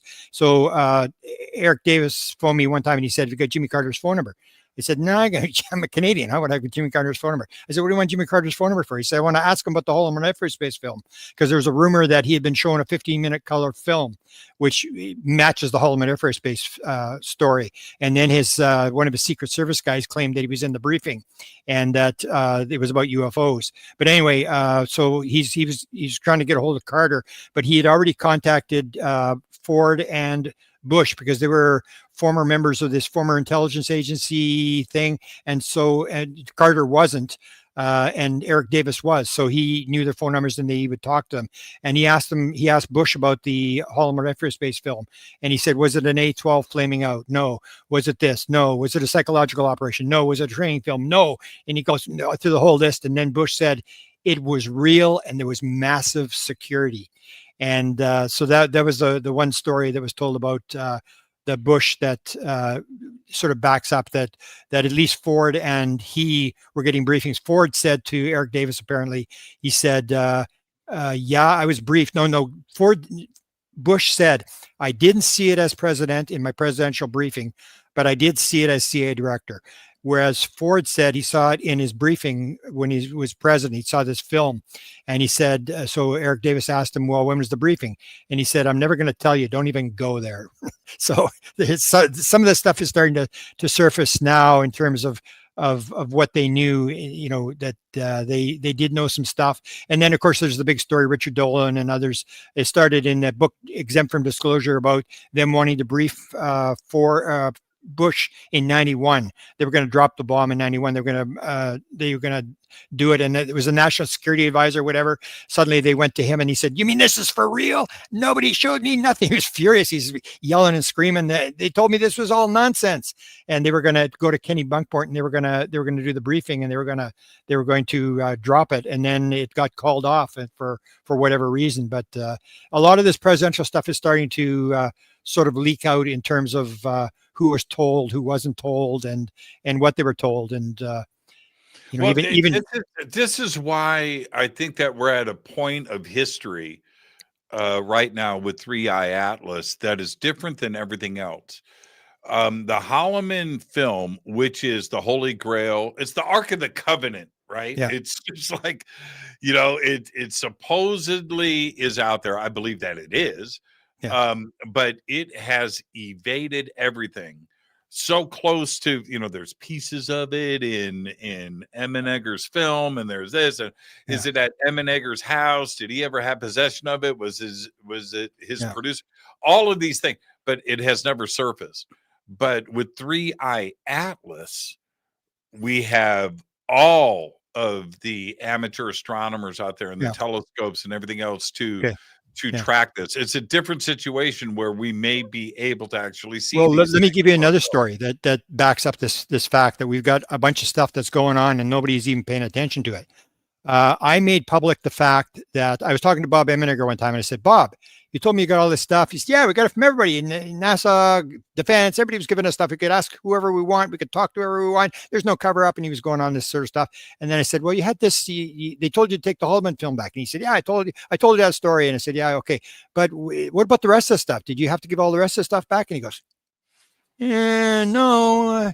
We got the one. And I said, this is the film at Vandenberg where the UFO shoots down the missile, where it zaps the missile at 3 different points, and then the thing tumbles into the sea. And I said, you still got that film? He said, yeah, we never handed. I don't think we handed it back. I think Alan Sandler still got it. And I said, Alan Sandler's got it? And he said, I think so. And so I told Angela Joyner, and then she told James Fox, and James Fox was working with him, and he wanted $25,000 for the film. Then That's right. That's and right. then Fox gathered the money up, and then he said he talked to his lawyer, and his lawyer said, "You got lots of money. You don't need $25,000. This will ruin your life. Just forget about it." So then Fox went to him, and he told Congress about it, and that this film, that Sandler has it in a vault in Oregon. And he went to Sandler, and he said, "You know, that film you got is still classified. You could get arrested for this." And now there's negotiation going on now for this film to be brought out into the Congress. So this is a story that's been going on for a number of years. And this kind of stuff, we've got this stuff right on the edge of our fingertips, and nobody's really paying any attention. Nobody pays, you know, they're sort of sidetracked by all sorts of other stuff. But this is a big thing. If Fox can get this Congress to force this thing, because it is classified material, and Sandler's in possession of this, and this is this famous film that everybody's heard about where the UFO shoots down the missile. That's another compelling thing, that, you know, what will eventually be revealed. You would think that stuff would be leaked eventually, like the Holloman Air Force Base film. And Robert Emenegger, Bob, yeah, he's one. There's a few, just a handful of people that I never got a chance to interview, and he was one of them. And I don't know if it was you, it may have been you, that put me in touch with him many years ago, and then he passed away right after that. And I was like this close. I was just so interested in. I didn't want, like,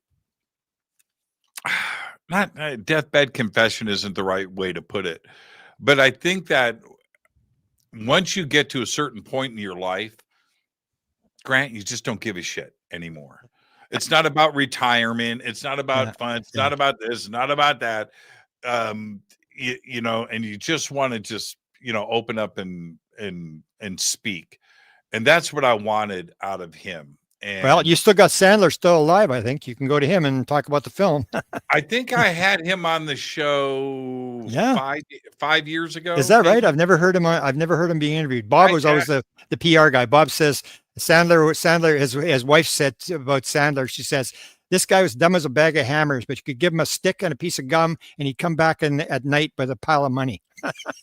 and so Bob says, I was the guy that did all the work, and Sandler was the brains. He'd bring in the intelligence people and the CIA people, FBI people, and stuff like that, and Bob would be doing all the work.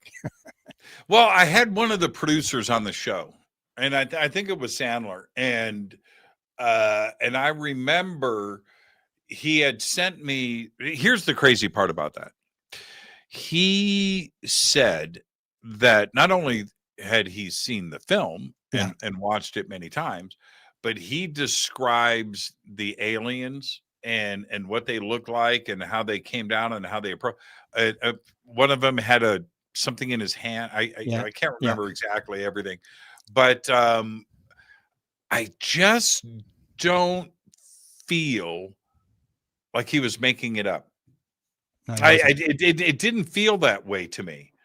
Now maybe he's told the story so many times and it's made up that it becomes truth. Okay, Yeah. all right. I'm not an idiot. That kind of stuff can happen, but it was just the way that he spoke about it, you know. And he's also, I'm trying to think the way that I felt about it. He was just an intelligent movie producer. You know, had his wits about him. He didn't sound crazy. And I talked to him. It was like a 3-hour interview. Wow. Yeah. It's an interesting, especially when you hear the stories like behind the scenes with Bob. When we talked about the film coming out, and then he mentions the fact that Annie Spielberg, I said, you know, Bob, if it wasn't for the landing spot, and if it wasn't for the time of day, the Holloman Air Force Base is exactly like Close Encounters of the Third Kind. And that's when he said, "What? I didn't tell you?" I said, "No, you didn't tell me what? Didn't tell you Annie Spielberg worked for me? That Spielberg wanted a copy of the film?" And I said, "No, you didn't tell me that." He said, "Yeah, she worked on it. And Stephen wanted a copy of the film in 1975. The Close Encounters came out in 77." And then he said to me, and this is a really bizarre story. He said, after Close Encounters of the Third Kind came out, Spielberg's mother came to Bob Emenegger and said, "You know, I've seen your version of the landing, and I've seen Stephen's version of the landing, and I like Stephen's version better." And, you know, here's the other crazy part. Holloman is not down the street, but it's in the zip code of Roswell. Wow. And most people don't understand that. And here's okay. Let me ask you about this. We have Holloman, we have Edwards Air Force Base, different contact experiences with the military, just like Mars attacks or Close Encounters of the Third Kind, right? Like these things have gone down throughout history where these are part of the military establishment and not, this isn't Betty and Barney Hill, right? This is military bases with military professionals and in some cases, elected officials. You know, in the case with Eisenhower, these are big seminal events, aren't they? But they involve the military. They're not Travis Walton or Pascagoula or Betty and Barney Hill. This is a different situation altogether. Yeah, well, I think they play harassment of the government. They're just playing games like I'm still trying to find this map. There's actually a map made 1949 U.S. Air Force map where they showed where all the UFOs and all the military and nuclear power and plutonium stuff was, and where the UFO sightings were. This is 1949. They knew this connection before, where they're coming in and they're sort of playing this game and again raising consciousness. But like you get with the Skywatch, I mean, they have 21 things in formation, so why do you need 21 UFOs to come in? And they're coming in at certain times of the day, and you hear this sort of stuff, or the number of UFOs that were supposedly in the Nimitz, there was piles of them, and or the other one where there's 100, they're all over the place, and it's almost like the phenomena is upping the ante. First it was 1 or 2 crafts, then it's more and more and more, and the sightings get more and more dramatic. There was the sightings that you see today. There's no way this stuff was happening in 75. There's no way. There's like the Nimitz story or any of these stories in 75. It was just very simple UFO things. Someone saw a UFO. It may have landed. There may have been an alien, and the aliens were completely different. They were walking around. They had, you know, some of them had bubble helmets on from the 50s. You know, almost like they're taken right out of the cartoons. One had a t-shirt, a shirt, a sweater on. They asked for a pail of water. There's all these bizarre sightings before, and as soon as you get the space age, then suddenly all the aliens sort of change, and the aliens have changed dramatically from the early days to what they are now. Now there's not even really any being seen. It's now it's orbs, so you can see that the phenomena has a lot of control over what are seen. But I do think they're harassing the military. They're doing this kind of stuff where They want the military to chase them, and again, it may be because that's an American thing. That America, if you get an F-18 pilot who chases a UFO, that's big. I mean, that's almost like Avi Loeb doing the Atlas thing, where people will listen to that. So they know if you get these cases with the military, they're going to report it. It's going to make big news, and that's what they want. It's the whole Hollywood thing. You spell your name right. They just want people to talk about it. They want more and more people to talk about it. And you'll see this with experiencers like Sherry Wild. Sherry, they forced her to write the book. Nancy Tremaine, they told her to write the book. I ask all these people when they write a book, did they tell you to write the book? Yes, they told me to write the book. And it's the old, or they say, you've got to talk about this. Like Chris Bledsoe, you got to talk about this. You made this agreement to talk. You're supposed to talk about this. And the lady comes to him twice, and he's forced to go out and talk.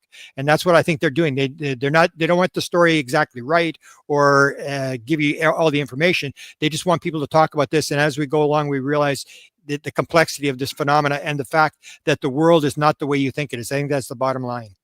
Yeah, for sure.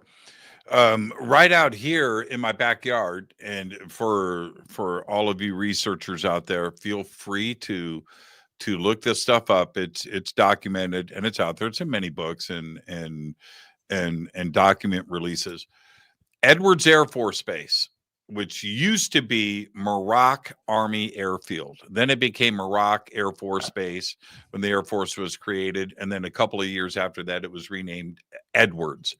But in the 1940s, during World War II, 1942, 1943, 44, and 45, there were separate sightings out at Muroc by the Air Force and the Army. It was an Army airfield originally, where the reports were written.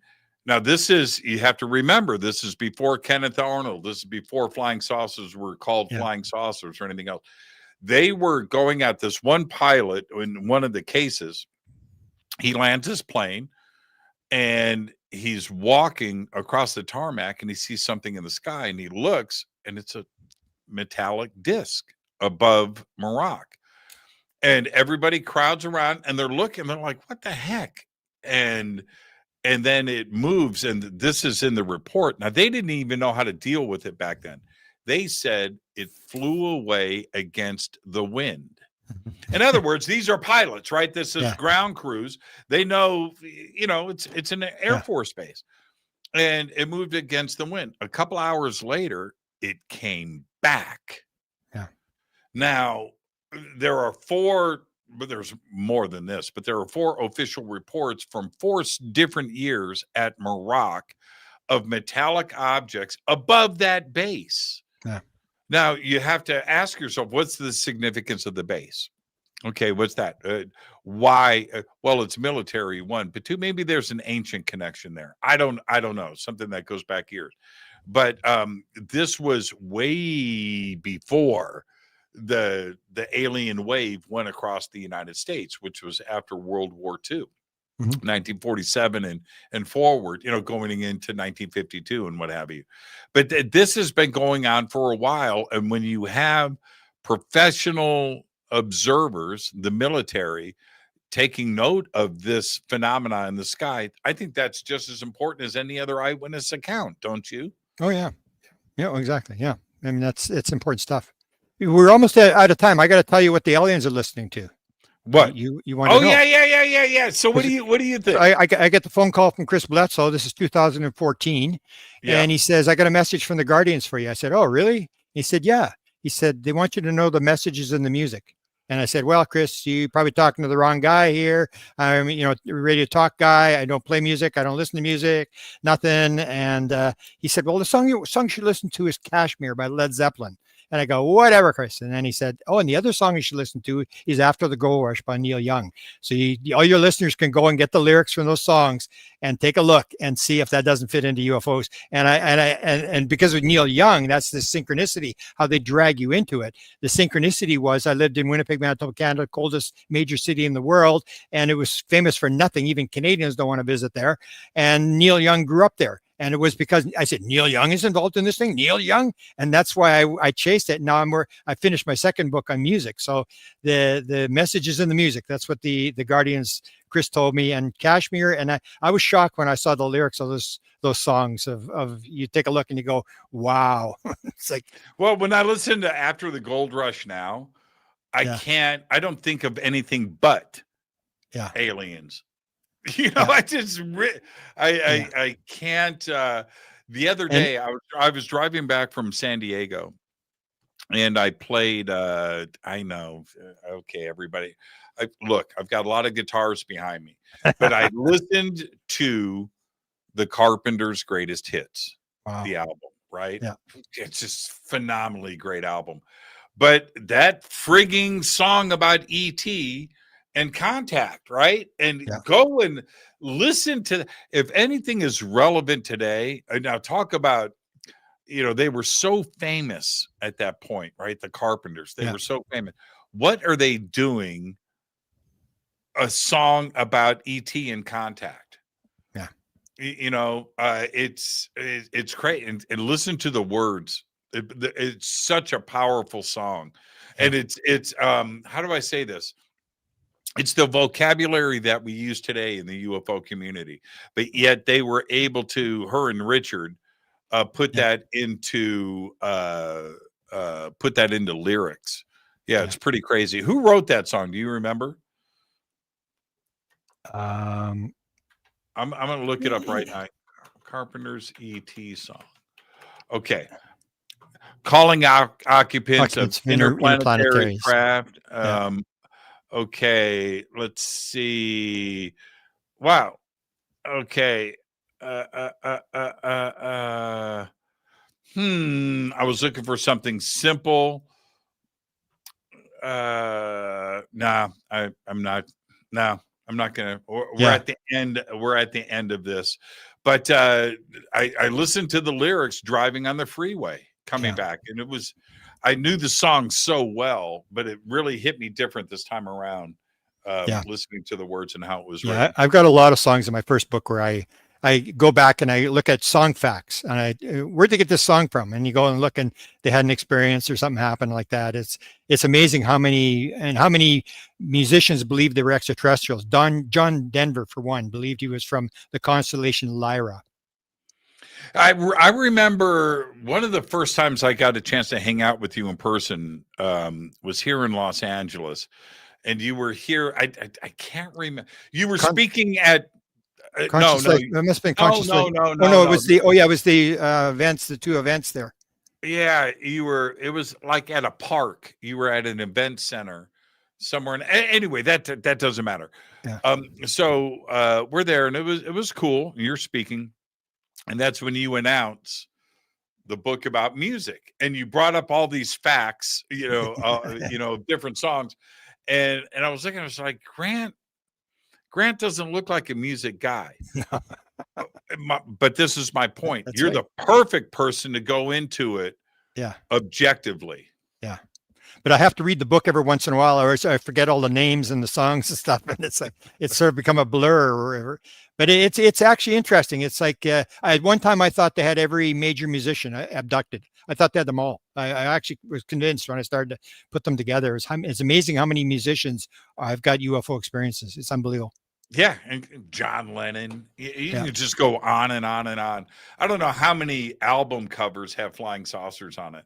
There's a song by, and we're off the network, by the way, so we can wrap at any point. There's a song by Frank Zappa. Oh, yeah. It's called Inca Roads, okay, about Peru. And it's all about, there's a verse in the song about the craft coming down and landing on a hill. Yeah. And then they say flying saucer later, but and the beings coming out and interacting with the Inca.